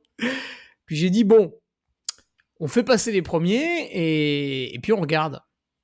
Et les premiers sont passés, bon, ils allaient doucement, mais ça allait. Et donc après, on a laissé faire. C'était un plateau quoi, plat. À la descente, c'était un peu boueux, il y a eu quelques chutes. Et effectivement, il y a un passage, ça aurait mérité qu'on aille y mettre un coup de pioche et une petite corde avant. On l'a pas fait. Donc on a eu peut-être de la chance, comme dirait Jean-Mi. Après, tu peux... si tu tombes, tu tombes que de quelques mètres. Tu peux te faire une fracture, mais il n'y aura pas de mauvaise chute à cet endroit-là. Encore une fois, c'est pas très très dangereux, mais effectivement, il y avait un endroit où on avait peut-être été un peu négligent.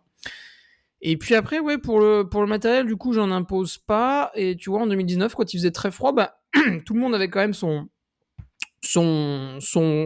pantalon et sa grosse veste. Donc j'étais assez fier du peloton.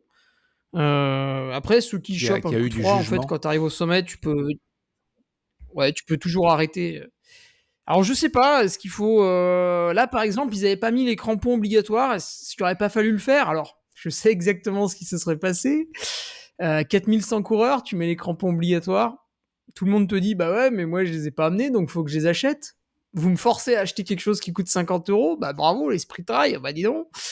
En plus, si tout le monde les achète, bah il y en a pas assez sur Samoin, même si ils ont Intersport en partenaire. Ils ont dit, le gars d'Intersport a dit, j'en ai ramené beaucoup. Il en avait ramené une centaine. Je lui ai dit, bah, il en manque 3900 potentiellement. Mais ouais, il aurait peut-être fallu mettre obligatoire ces crampons. Et après, je me demande quand même ce qui se passe dans la tête de certains coureurs, parce que il était annoncé dans la semaine qu'il y avait 10 kilomètres de neige. Qu'est-ce que tu veux faire sur 10 kilomètres de neige sans crampons? C'est pas possible, ça ne passe pas. Et puis en plus, c'est de la neige en pente, montée ou descente. Donc, je sais pas, est-ce qu'il faudrait pas faire un petit briefing vidéo un peu à la Stéphane Agnoli, là, quand il avait passé... Alors, il avait présenté ses chasubles, il avait pris une soufflante, derrière, il l'avait arrêté, mais il avait présenté tout un tas de choses pour la Maxi Race, et c'est vrai que c'était intéressant. Est-ce qu'il faut pas mettre, quand vous proposez un parcours très alpin et très engagé comme ça, peut-être comme le Kima Trophy, il y a un petit dossier qui est demandé. Alors j'ai demandé à Johan Bojar, il m'a confirmé ça, mais il savait plus trop me dire ce que c'était. Il fallait avoir participé déjà à une course de skyrunning. Peut-être demander voilà une compétence particulière en lien avec la montagne, mais encore une fois vraiment pour les parcours très alpins et très engagés, hein, qui sont assez rares en France mais qui existent.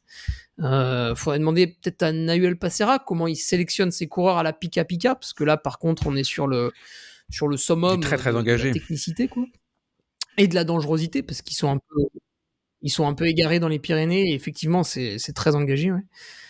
Il faudra peut-être rajouter une petite contrainte, je sais pas ce qui va ressortir. Encore une fois, le bilan de l'enquête va peut-être aiguiller, hein, si jamais on dit bah voilà, les organisateurs sont en faute parce qu'ils auraient dû demander les crampons.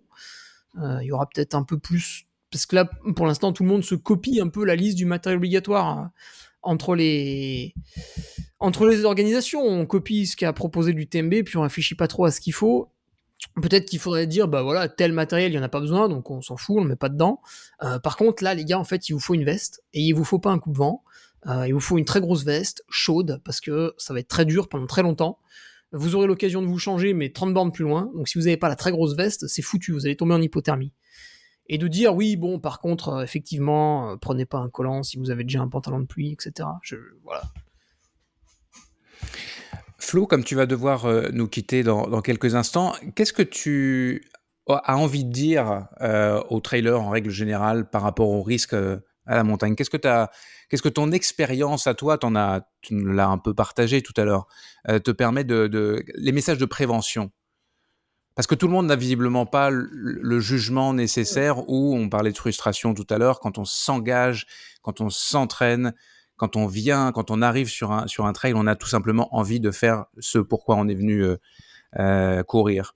Bah, Mais il y a ouais. souvent un mais, on le voit, hein. La première chose, hein, c'est juste, vous mettez pas en cause une recommandation d'un organisateur, et surtout, vous ne remettez pas en cause une décision d'un organisateur. Dans le meilleur des cas, c'est pour te sauver la vie. Donc voilà. Après, comme conseil aussi, je dirais, quand il y a un doute, il y a pas de doute. C'est-à-dire que si tu as le doute que ça le fasse pas, il y a pas de doute, il faut pas que tu le fasses. Ça vaut peut-être même pour à la fois le trailer et l'organisateur, ça. Sûrement, c'est un peu des principes de précaution, hein, mais peut-être qui sont quand même intéressants qu'il est intéressant de se questionner dessus. Et puis comme tous les environnements naturels, si la montagne ne te veut pas ce jour-là, bah tu passeras pas, quoi.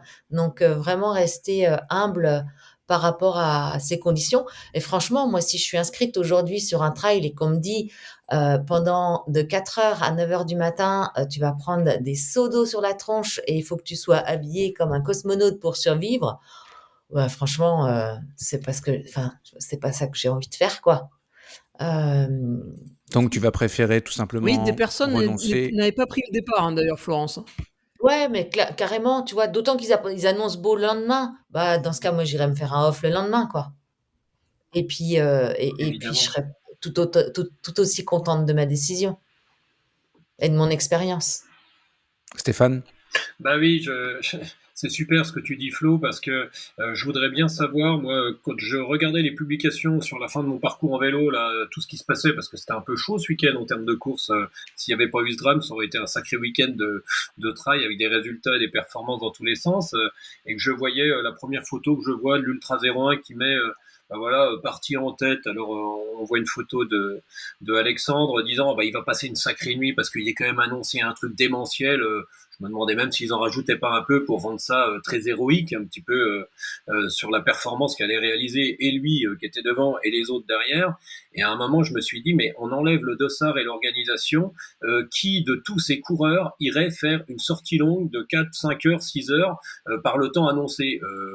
Moi, n'importe quel athlète à qui j'aurais pu avoir l'idée de dire, tiens, ce serait bien pour tester une course de partir à 3 heures du mat et puis de finir à 7, 8 heures du mat et de passer ton dimanche en famille, il m'aurait dit, écoute, Steph, je vais le réduire à 2 heures et je vais partir qu'à 6 heures parce que vu ce qui est annoncé, à moi d'être complètement pas vraiment à l'aise dans ce genre de temps ou d'adorer ça. Enfin, j'en connais pas des masses, j'en connais pas nombreux de tous les athlètes qui auraient pris forcément le départ, mais l'effet, l'effervescence, l'effet de groupe, l'effet de groupe, etc., etc., l'engouement et surtout l'intérêt qui prime par-dessus tout, c'est comme le disait Jean-Mi, peut-être avoir à la machine à café l'idée de passer le truc, d'avoir la boisson qu'on nous a vendue dans le magazine qui va nous faire dire que vous passez au travers de toutes les épreuves possibles et inimaginables grâce à cette boisson.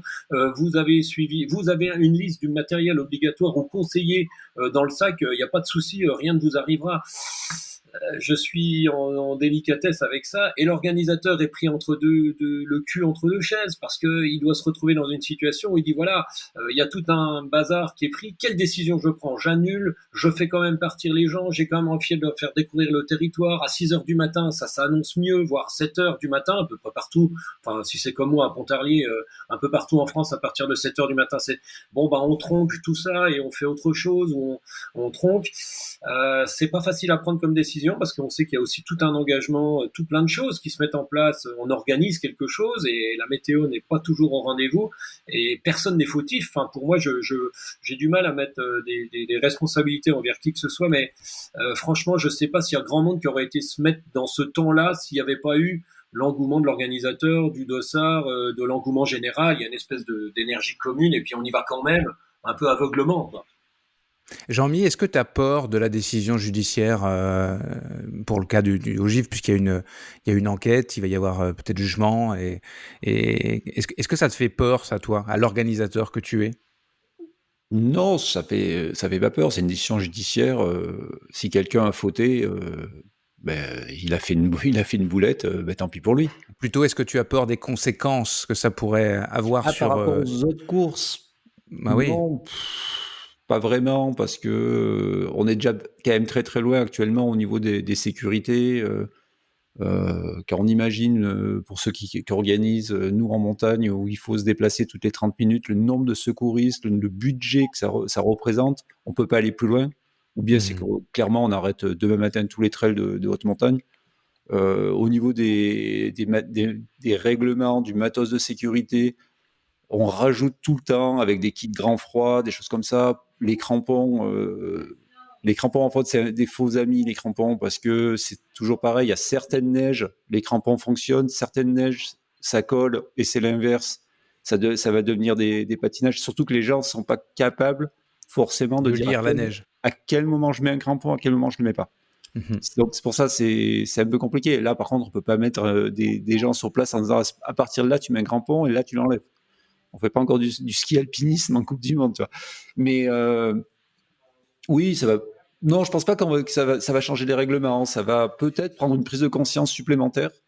Et j'espère au niveau des participants, d'écouter, comme disait Florence tout à l'heure, d'écouter quand on prend des décisions, c'est pas pour embêter les gens, c'est juste pour qu'ils terminent leur week-end en buvant des bières et en se disant ouais, j'ai passé un bon moment. Je suis pas passé au sommet, je suis pas passé là, c'était pas prévu, je suis passé ailleurs, mais c'était joli quand même. Et j'ai vécu une aventure, peut-être parce que j'ai pris des seaux d'eau sur la gueule, mais j'avais une bonne Gore-Tex et je l'ai pu enfin la sortir et m'en servir. Et je suis arrivé au bout et je suis content et je bois ma bière. C'est peut-être ça la finalité, c'est se dire on s'écoute entre nous et on se responsabilise beaucoup plus. Euh, Le- Est-ce qu'il y a, Oui, est-ce qu'il y Steph. a, Jean-Mi, c'est une question que je pose, j'ai déjà un peu la réponse, mais est-ce que l'organisateur est quand même livré à lui-même et à tout seul? Alors toi, tu as la chance d'organiser un trail de montagne avec des gens qualifiés, toi-même qualifié, ce qui n'est pas forcément toujours le cas. D'ailleurs, dès qu'on redescend d'un cran en moyenne montagne, c'est pas forcément des gens aguerris par la montagne. Et même au niveau des revards, tu peux avoir des conditions qui sont apparentées presque à de la haute montagne dans certains moments. Par contre, personne n'est vraiment aidé. J'ai pas envie de dire qu'il faut faire l'assistanat d'organisateurs, mais est-ce qu'il a été prévu au niveau préfectoral? Alors on sait bien que, mis à part un bulletin qui va annoncer des risques d'orage et que du coup ils vont arrêter toutes les manifestations possibles et inimaginables d'un arrêté préfectoral parce que une instance a donné qu'il y avait des orages éventuels, donc on arrête tout, ok. Mais en l'occurrence, il n'y a pas de professionnels qui peuvent donner leur avis en disant aux organisateurs, bon, écoutez les gars, nous connaissant bien la montagne, en étant passés là, je pense à des gendarmes, je pense à des personnes habilitées et connaissant très bien, avoir aussi peut-être avis à aider l'organisateur à prendre la décision et pas se retrouver tout seul face à ces 2000 ou 900 personnes comme tu le dis. Alors, en fait, c'est aux courses de se staffer. Si je prends le cas de Serponçon, nous, on va dire sur la cellule sécurité, on a un Gaël Rastou qui est guide de haute montagne, ancien président du PGHM France et qui travaille avec Mountain Medic. On a Mountain Medic sur le terrain qui sont pour moi les meilleurs en France et c'est ceux qui étaient au Trail des Hauts-Gifres. Hein. Moi, j'ai quand même mes diplômes et ma connaissance de montagne. On va échanger entre nous pour prendre une décision. Et moi, la décision, Éclairé. on la donne à. Et pour rajouter aussi, on a quelqu'un comme Didier Lannes, qui est météorologue professionnel. Depuis le lundi avant, il nous fait des points météo non-stop. La préfecture, on ne compte pas sur eux, parce que la préfecture, au mieux, ils vont te donner un avis défavorable, mais ils vont te dire maintenant, vous prenez votre décision. Donc, ça veut dire globalement, démerdez-vous et nous, c'est plus notre problème. Non, il faut monter des cellules, mais une cellule, c'est très cher. Une cellule comme on a, nous, c'est très, très, très cher. Au Gifre, c'est très, très, très cher. Donc, elle est compliquée pour tout le monde. Et après, moi, par exemple, nous, on prend la décision. Moi, je la donne à Serge Moreau. Je dis, voilà, ma décision, c'est ça. Notre décision, c'est ça, nous, la Sécu. Et Serge, qui est vraiment le côté administratif, directeur d'événements, il applique, il dit, bon, si vous avez pris cette décision, on y va. Mais à l'inverse, à ce que tu dis, c'est quand même nous, les professionnels, qui impactons le plus, parce qu'il vaudrait mieux ne pas avoir de professionnels, parce que tu connais la règle. Tu n'es pas professionnel, tu es peinard, tu dis, bah, je ne savais pas, hein. Il y a eu des accidents, mais je ne savais pas. Mais par contre, nous, on est tous pros. S'il y a un problème, on est les premiers impactés et à pouvoir à se terminer en justice. Hein. Et Jean-Mi, pardon Nico, mais la législation que tu dis, peut-être que l'avenir qui va être peut-être proposé à certains organisateurs de trail, notamment en haute montagne, va peut-être aussi passer par cette obligation quelque part d'avoir ce collégial de personnes capables d'avoir un avis. Alors vous le faites en interne, mais ça pourrait être très bien un collectif qui soit capable de donner son avis très précis à l'organisateur, qui prenne ou pas sa décision impactera derrière, mais il a eu l'avis d'experts. Alors toi, tu t'en entoures, mais c'est peut-être pas le cas inévitablement de tous les organisateurs. Après c'est un problème budgétaire. Toutes les courses ont des problèmes budgétaires. Si tu rajoutes une grosse enveloppe pour avoir un collège d'experts, qui peut prendre du retard aussi. Hein. Moi, les collèges d'experts qu'il y a sur Serponçon, on est non-stop, on est H24, on passe les nuits devant les ordinateurs et sur le terrain. Moi, je crois la semaine avant, je suis monté dans la zone critique. Je suis monté 6 fois dans la zone critique. Je suis monté avec Patrick Michel. Les gens connaissent tous Patrick Michel, qui organise la Sky Race. Avec Patrick, on est remonté avec Patrick pour avoir aussi un avis de Patrick. Et Patrick, il est arrivé en haut. Il dit waouh, comment on fait? Et on a posé le débat en disant là, on creuse, là, on les détourne, là, on passe pas à cette pointe-là, on passe à une autre. Et on a partagé ça entre nous, on est redescendu, on a dit go, on y va. Mais quand tu dis go, on y va, c'est clair que tu te dis waouh, là je me mouille. Mais après, voilà, on est un collège, on y va. C'est bien que les auditeurs qui sont évidemment pour beaucoup des trailers se rendent compte de tout ce travail de l'ombre que vous faites avant de prendre une décision. J'aimerais que que ce soit concret aussi. Alors, je te pose la question à toi parce que tu es directement concerné par un trail alpin. C'est quoi le dispositif de sécurité en gros? Oula, c'est très très très large. Bah, déjà, tu as un PC course avec une cellule course et une cellule sécu qui est H24. Donc là, quand on fait, cette année on n'a pas fait un ultra trail, mais quand on faisait l'ultra trail l'année précédente, on faisait ça pendant 48 heures non-stop avec des gens en sécu en 48 heures non-stop avec qui répondent au toki et tout. Tout un dispositif de cellules de secouristes en haute montagne. C'est-à-dire qu'on a, même sur tout doit être accessible en moins de 30 minutes. Donc, tu rajoutes quand nous, on n'a pas beaucoup de chemin, mais tu rajoutes du monde dans tous les cols, tu rajoutes du monde dans tous les sommets, c'est que des pros, hein. Là, par contre, c'est que des gens sous contrat, c'est que des professionnels. En base de vie, c'est-à-dire plutôt en vallée, on retrouve tout ce qui est ambulance, secours traditionnel, bobologie et tout, en supplément. Plus, on a un accord, nous, sur ou ça varie suivant les week-ends, ou avec le PGHM, ou avec les CRS, donc avec l'aérien, pour pouvoir intervenir aussi avec eux, avec l'aérien, si on a l'héliportage. Mais ça fait, tu imagines le nombre de personnes qui travaillent dessus en back-office, vraiment dans l'ombre. On ne nous voit jamais. À chaque fois, moi, quand je suis à Serponçon, les gens me disent Jean-Mi, on t'a pas vu. Je dis mais non, heureusement que vous ne me voyez pas, parce que si vous ne me voyez pas, c'est que je suis pas dans bon les ordi. C'est que je suis. Par contre, si je suis en train de traîner là, c'est que je fais pas mon boulot. Il y a un Gaël Rastou qu'on parlait tout à l'heure. Gaël, on arrive tous les deux, on fait des premiers points et on a les écrans météo avec Deadline qui nous donne un écran météo permanent avec sa charge. Nous, le lendemain de la course, on avait d'autres courses courtes avec des potentiels orages. Donc, on suivit les orages kilomètre par kilomètre pour bien ce qui se passait. Mais c'est un énorme dispositif qui ne doit pas se voir, mais qui est la plus grosse partie d'une course en haute montagne. C'est 50% du budget. C'est là-dedans. C'est pas dans de la dotation et dans des buffets. C'est dans la sécurité de tout le monde pour que tout se passe bien. J'aimerais vous poser une question à tous les trois. On a déjà évoqué la responsabilité, la co-responsabilité quand on s'engage sur un événement en montagne ou en haute montagne. On a entendu aussi certains dans les discussions, les commentaires sur les réseaux sociaux dire moi j'achète un dossard. Donc à partir du moment où j'achète un dossard, il y a une forme de contrat, je passe un contrat et je libère, je donne la responsabilité de tout ce qui va se passer à l'organisateur. Qu'est-ce que vous pensez de ça? Jean-Mi, je te vois sourire d'abord. Non, là, j'ai laissé Hugo répondre. Alors Hugo, j'aimerais avoir votre réponse à tous les trois. Hugo. Je vais te surprendre, mais j'ai tendance à faire un peu pareil parce que tu vois, ce qui m'amuse dans le fait d'aller faire un trail, c'est que je me dis c'est chouette, le gars il a tout balisé, je vais pas me faire chier à chercher le chemin. En plus de ça, il m'a mis des petits ravitaux sur le parcours, donc niveau bouffe, je serais bien quoi. Et donc je me repose là-dessus. Après, le bémol que je mets, c'est qu'à un moment donné, si j'arrive sur un chemin, je vois que le truc est quand même plutôt costaud, ou d'un coup il y a des échelles à passer et putain, j'étais pas prévenu.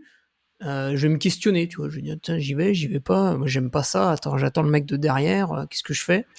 Je vais pas trop insister. Après, je me suis posé la question, hein, franchement, à Samoin, où est-ce que j'aurais renoncé? Je sais pas.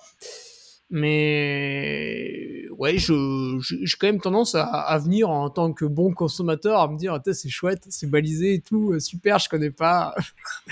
Mais encore une fois, je fais pas les trucs engagés, écrits de très haute montagne. Moi, je fais les trucs pépères, l'UTMB et tout, tu peux faire en VTT. Steph, quel est ton avis là-dessus? Moi, j'ai le sentiment que quand je prenais un départ de trail, déjà, premier lieu, c'était un endroit, donc forcément, il va me faire découvrir un endroit que je ne connais pas. C'est aussi une incitation au voyage, c'était la première des raisons. La deuxième des raisons, effectivement, c'est d'avoir un balisage. Oui, parce que si arrivé à un moment dans sa carrière, on a la possibilité de vouloir jouer un petit peu le temps et qu'on n'a pas non plus envie de passer son temps à jardiner, sinon on va faire de la course d'orientation, du off ou du raid, ou etc., etc.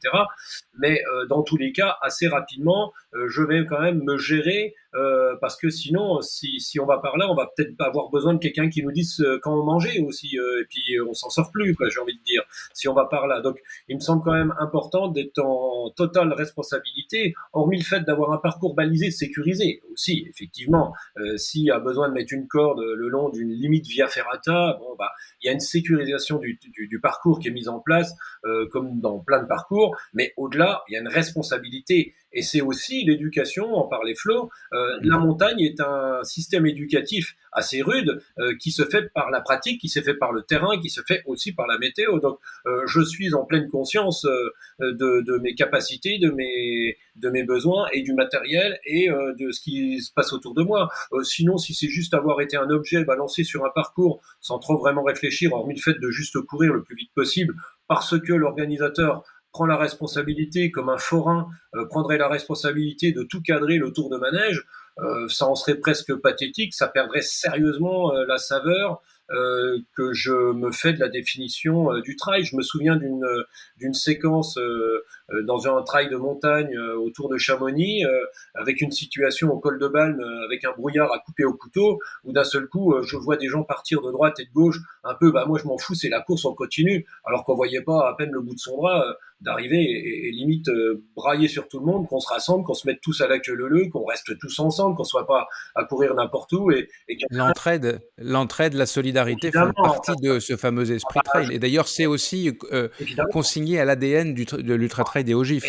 Évidemment, et c'est juste tout simplement la base. D'ailleurs, sur le trail, sur l'un des différents trails qu'on parle de ce week-end, j'avais quelques athlètes que j'accompagne qui y étaient, et assez rapidement, sont des athlètes qui se sont retrouvés à faire vraiment des groupes, des grappes, et ils se sont dit, bah, le dossard, on le fout à la poubelle quelque part dans ces conditions-là. Ou même sans parler de conditions aussi extrêmes, il arrive aussi un moment où tout ça vole en éclats, et il y a une prise de conscience, et de celui qui est peut-être dans une situation indélicate, malgré que les situations météo soient pas si mal, mais on voit bien qu'il y a quelqu'un qui en est délicatesse, parce qu'il faut quand même pas oublier qu'il y a quand même une sérieuse différence entre les personnes de devant, comme le disait Jean-Mi, qui sont bien souvent des personnes averties, bien expérimentées, mais ça reste une anecdote dans le peloton du trail, les mecs qui courent et qui font la course. Les autres ont un dossard pour savoir qu'ils font partie d'une organisation, etc., etc., et que tous ces gens-là n'ont pas la possibilité d'avoir tout un tas de compétences et que à plusieurs ils seront plus rassurés, etc., etc. Et d'un seul coup, heureusement que le dossard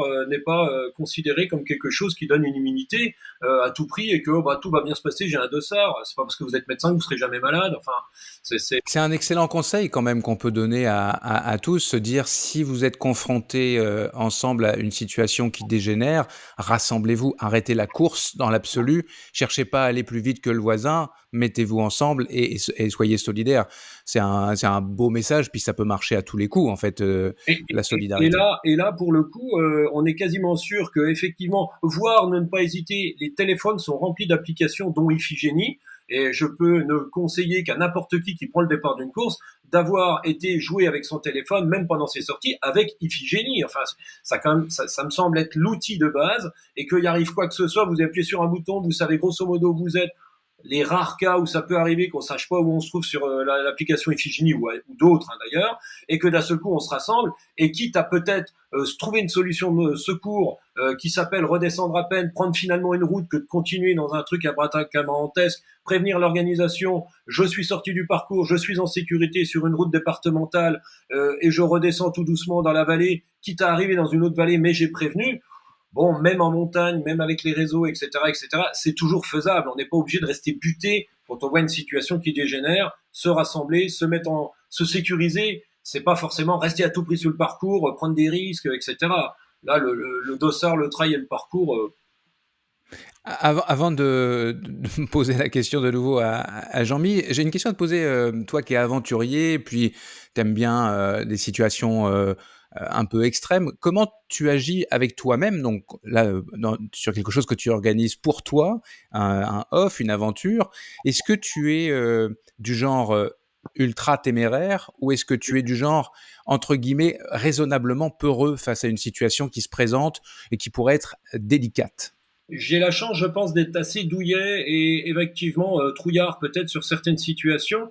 Et par contre, d'avoir exactement très étudié les conditions dans lesquelles je vais me retrouver, m'oblige à avoir un physique capable de répondre à pas mal de choses, à me renseigner sur pas mal d'éléments qui vont me permettre de pouvoir faire face à tout un tas de choses, notamment les terrains que je ne connais pas, comme là par exemple le désert. Donc je suis obligé d'aller me renseigner, comme quand je suis allé en mer. Je suis allé bien au-delà, à la limite, en posant même des questions qui pouvaient même surprendre considérablement les marins. Je me dis, mais on s'est même nous-mêmes jamais posé la question par crainte de tout un tas de choses qui puissent m'arriver. Et une fois que j'ai tout ça, j'ai l'impression de me créer un niveau de connaissance et de capacité physique capable de répondre à la situation qui va m'être demandée. Mais on arrive peut-être au bout de son parc de compétences, arrivé à un moment ou à un autre. Donc là, stop, il est inconsidéré, peut-être de revenir ou de faire marche arrière, de revenir prochainement en disant je dois développer davantage mon champ de compétences qui va me permettre de faire face à la situation qui m'est demandée. Mais y aller de façon bête et méchante pour, si les choses se passent bien, passer... Parce que c'était prévu. Ouais, et passer pour un héros. Et si elle se passe mal,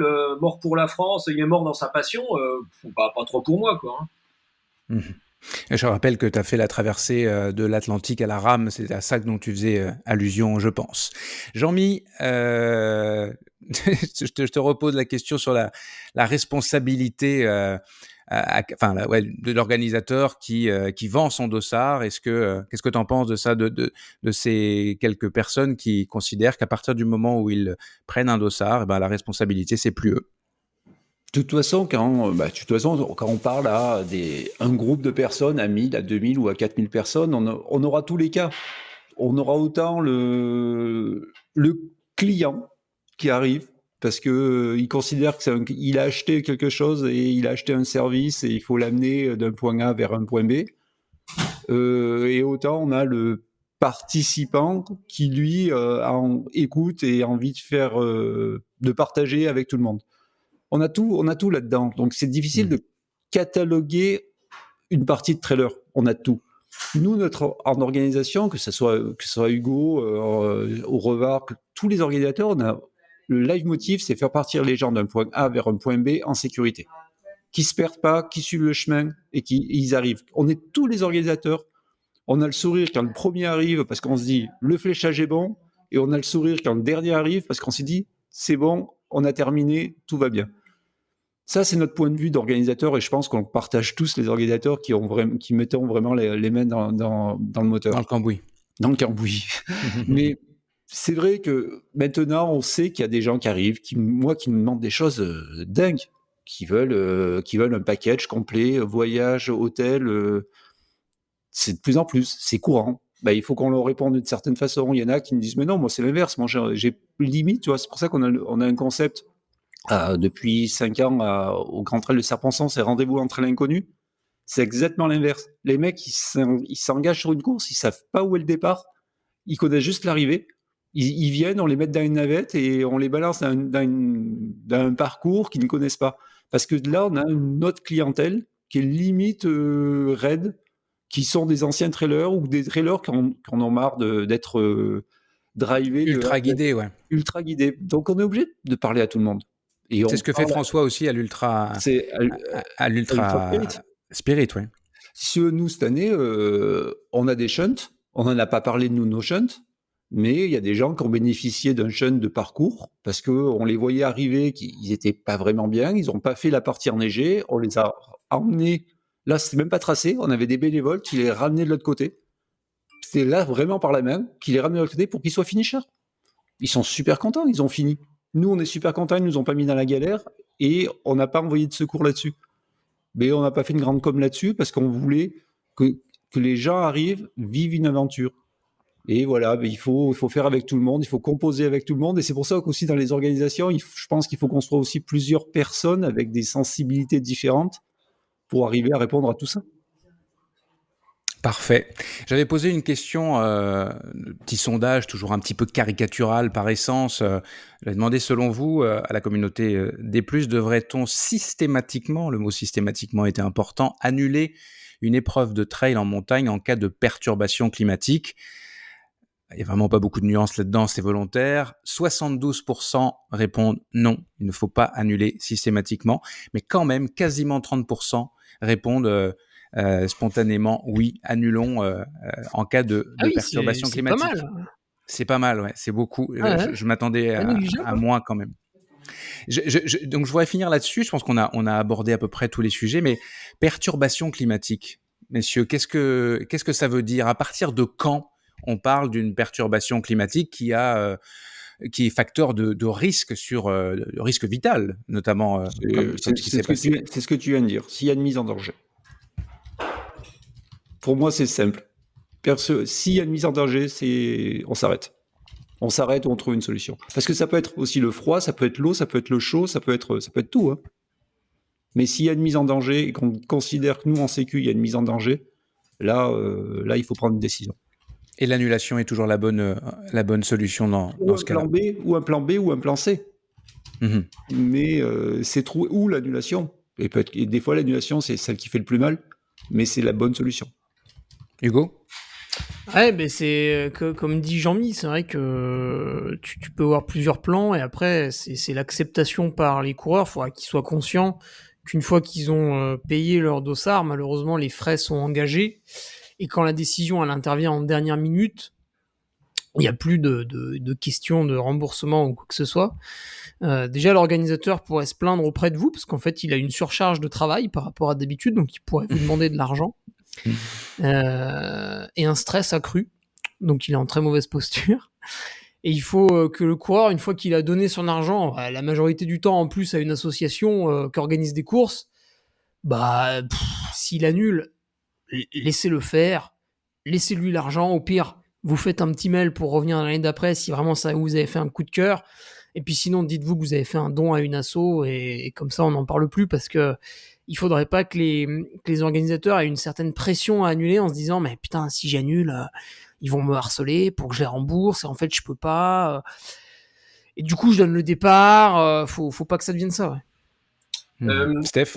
Moi, je vais faire une comparaison d'un milieu que je connais assez peu, mais que j'ai un petit peu été, c'est le ski d'alpi.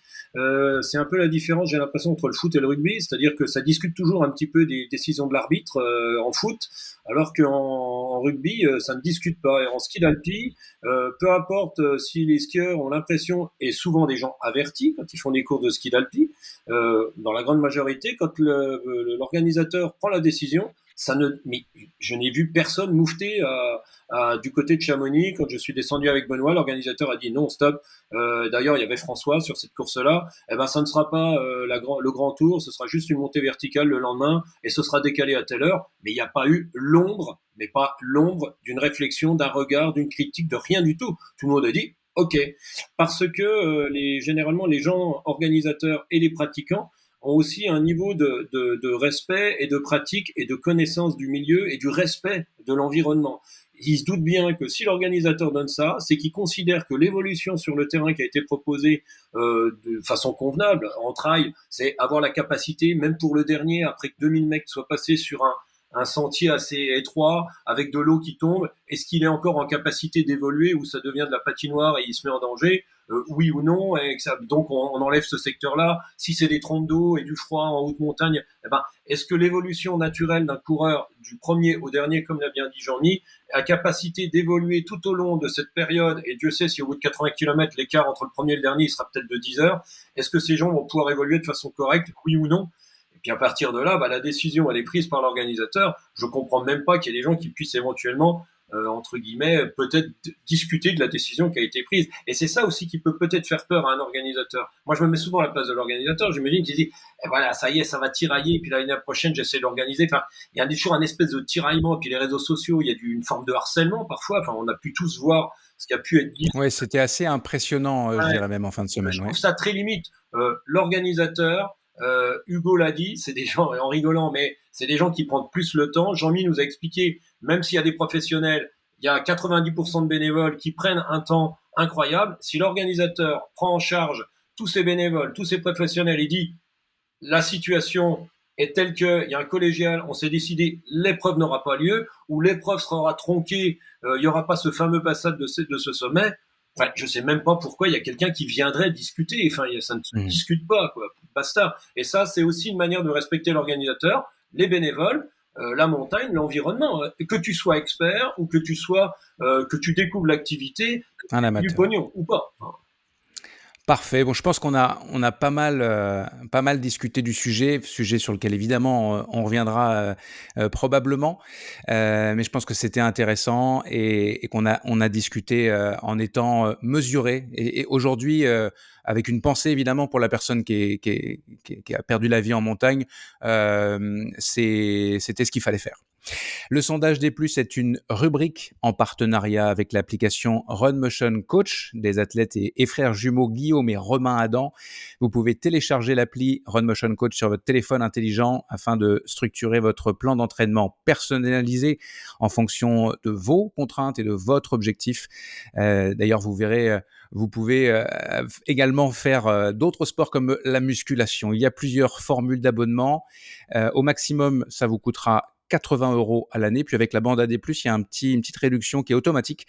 Donc si vous allez sur le site Run Motion Coach et que vous appliquez et que vous cliquez sur le lien, le rabais sera immédiatement appliqué. Allez, on file vers la fin de cette émission avec vos D+ et vos D-. Des plus ou des moins, les coups de cœur ou coups de pompe de la bande à des plus. On commence avec Jean-Mi parce que Jean-Mi, tu as dans quelques instants une autre rencontre comme organisateur d'ailleurs, je pense. Est-ce que tu as un D+ ou un D-?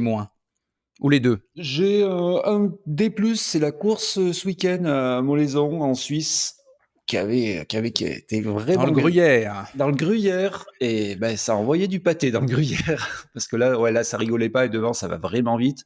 Et c'était sympa de voir des gens de la montagne, des gens des trailers, des gens comme Thibaut qui se jettent là-dedans. Côté filles, pareil, avec des gens comme Susanna, la finlandaise qui gagne. C'était vraiment classe à voir et c'était vraiment une très très belle course et une super belle organisation.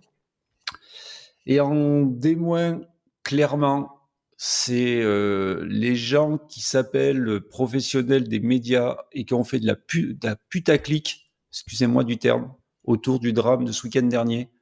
Et c'est juste scandaleux. Ils devraient quand même baisser la tête et se dire là, je fais tout et n'importe quoi pour 3 pauvres clics et 3 pauvres femmes. Bon, ça c'est dit. Je reviens sur ton dérivé Molaison. Donc, évidemment, on l'avait dit tout à l'heure, mais Rémi Bonnet l'a emporté en 57 minutes 17. Et Susanna, c'est Sa Punki, la Suisse également, devant deux Françaises, Christelle Deveil et Axel Gachet-Mollari. Steph, des plus, Eh des ben, moins, les des deux? plus, là, je n'avais pas le choix qu'avec notre Lucie Germain, l'autochtone du coin, hein, vosgienne. C'est vrai qu'elle est de chez toi. Ah bah alors, comme j'ai dit dans le groupe WhatsApp, elle est de chez moi, elle est vosgienne, mais bressaude. Donc seuls les Vosgiens comprendront cet humour vosgien. Ok. Non, c'est génial. Je trouve ça top. Et puis, elle a un côté besogneuse qui me plaît bien. Elle vient du biathlon, elle vient du ski. Ça n'a pas forcément toujours fait comme elle avait voulu en biathlon. Elle a une forme de réorientation. Et Dieu sait, quand on fait du biathlon et qu'on veut se réorienter ou du ski de fond, on est vite considéré comme quelqu'un qui n'a pas réussi dans un sport pour aller tenter peut-être sa chance dans un autre.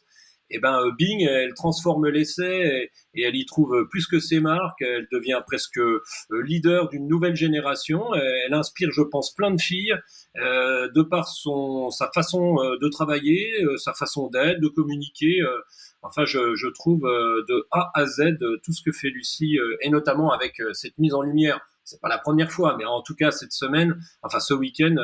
C'est vraiment chouette. Donc c'était le côté big up à la Vosgienne, Lucie Germain. Et le deuxième, qui est aussi l'une de mes préoccupations parce que je pratique les sentiers, c'est le D-, c'est voir toutes ces fermetures de sentiers. Alors je suis pas là en train de donner mon avis, mais enfin nous en tout cas dans les Vosges, il y a un grand nombre de fermetures de sentiers. Alors pour tout un tas de raisons d'ailleurs, chacun pourra bien se rendre compte ou avoir son avis sur la question.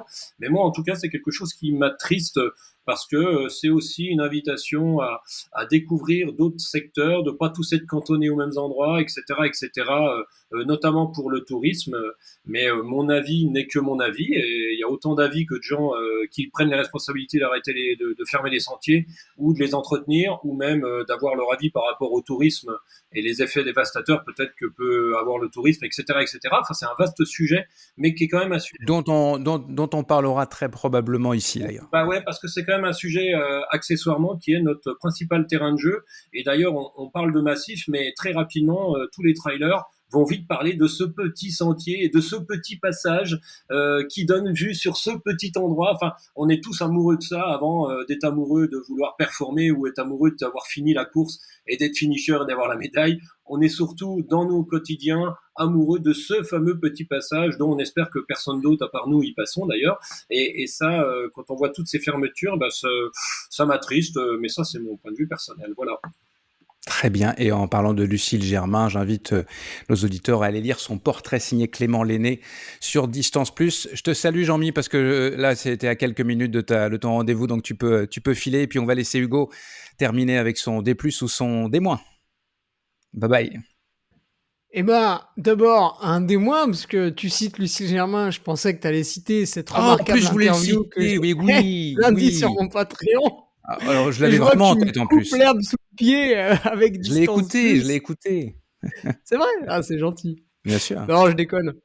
Gros D+, allez, pour finir sur une actualité sympa, parce que je vais au Lavaredo, mais j'y vais avec mon frère et Oh nous ben. avons prévu de courir ensemble, autant que faire se peut, parce qu'on est convaincus qu'il y en a un de nous deux qui mettra moins de 13 heures.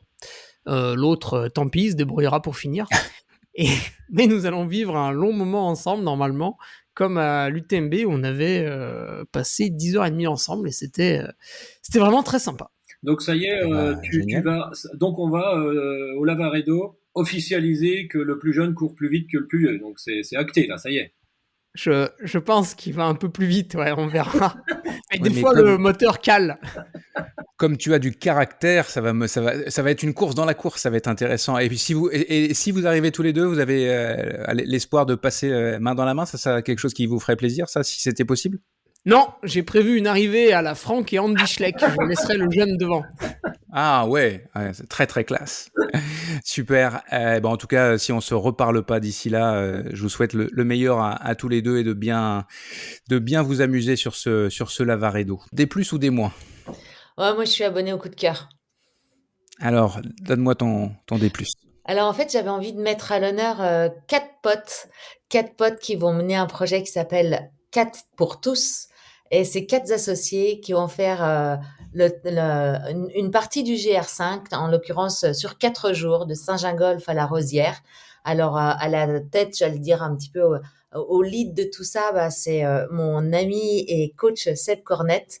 Et ils font cette aventure pour inspirer et pour soutenir 4 assos qui œuvrent pour la santé, pour la promotion de l'activité physique, pour rendre le sport et l'éducation accessibles à tous. Alors j'avais juste envie de leur envoyer plein de bonnes ondes en les mettant à l'honneur dans cet épisode.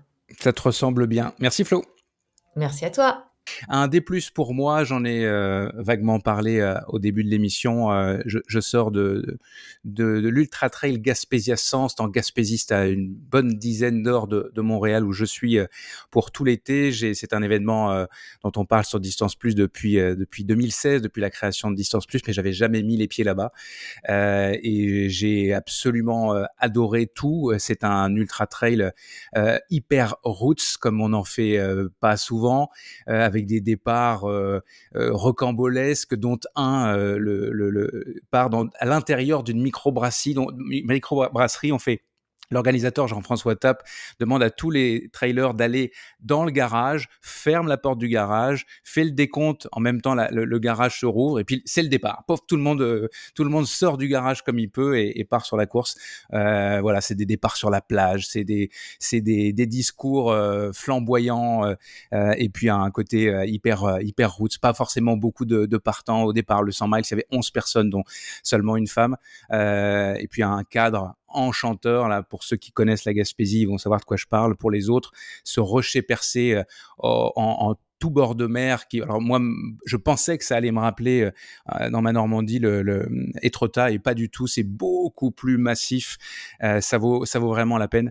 Donc c'est un beau territoire, c'est un extrêmement chouette événement, et son organisateur Jean-François Tappe, que vous pouvez d'ailleurs retrouver sur les réseaux sociaux de Distance Plus, parce qu'on a travaillé un petit peu autour de lui. Juste lui, ça vaut le détour. La Bande à des Plus, le podcast du magazine Distance Plus, présenté par Nicolas Fréret. C'est la fin de cette 50e émission de la Bande à des Plus. Un gros merci à tous les 4, Stéphane Brognard, Jean-Michel Fort-Vincent, Hugo Ferrari et Florence Morisseau. À plus les amis. Salut. Salut. La Bande à des Plus est une émission présentée par Distance Plus. Je suis Nicolas Fréret et j'ai le plaisir de produire et d'animer ce talk show. Un grand merci aux partenaires majeurs de la saison 3 de la Bande à des Plus. J'ai nommé NAAC, Miles Republic, Run Motion Coach et Wise. Le design sonore de la Bande à des Plus est signé Lucas Aska Hennessy. La couverture de l'émission est l'œuvre de Mathieu Forichon de Des Bosses et des Bulles. Merci à Baptiste Ballet qui s'occupe des extraits de l'émission que nous diffusons sur les réseaux sociaux de Distance Plus. Merci aux recherchistes de Distance Plus et de la Bande à des Plus, Clément Lenné. Et merci à Laurie Beck qui fignole l'enregistrement de cette émission avant sa diffusion. Enfin, merci à toutes et à tous de nous écouter sur votre plateforme de podcast préférée ou via la chaîne YouTube de Distance Plus. À plus dans la Bande à des Plus.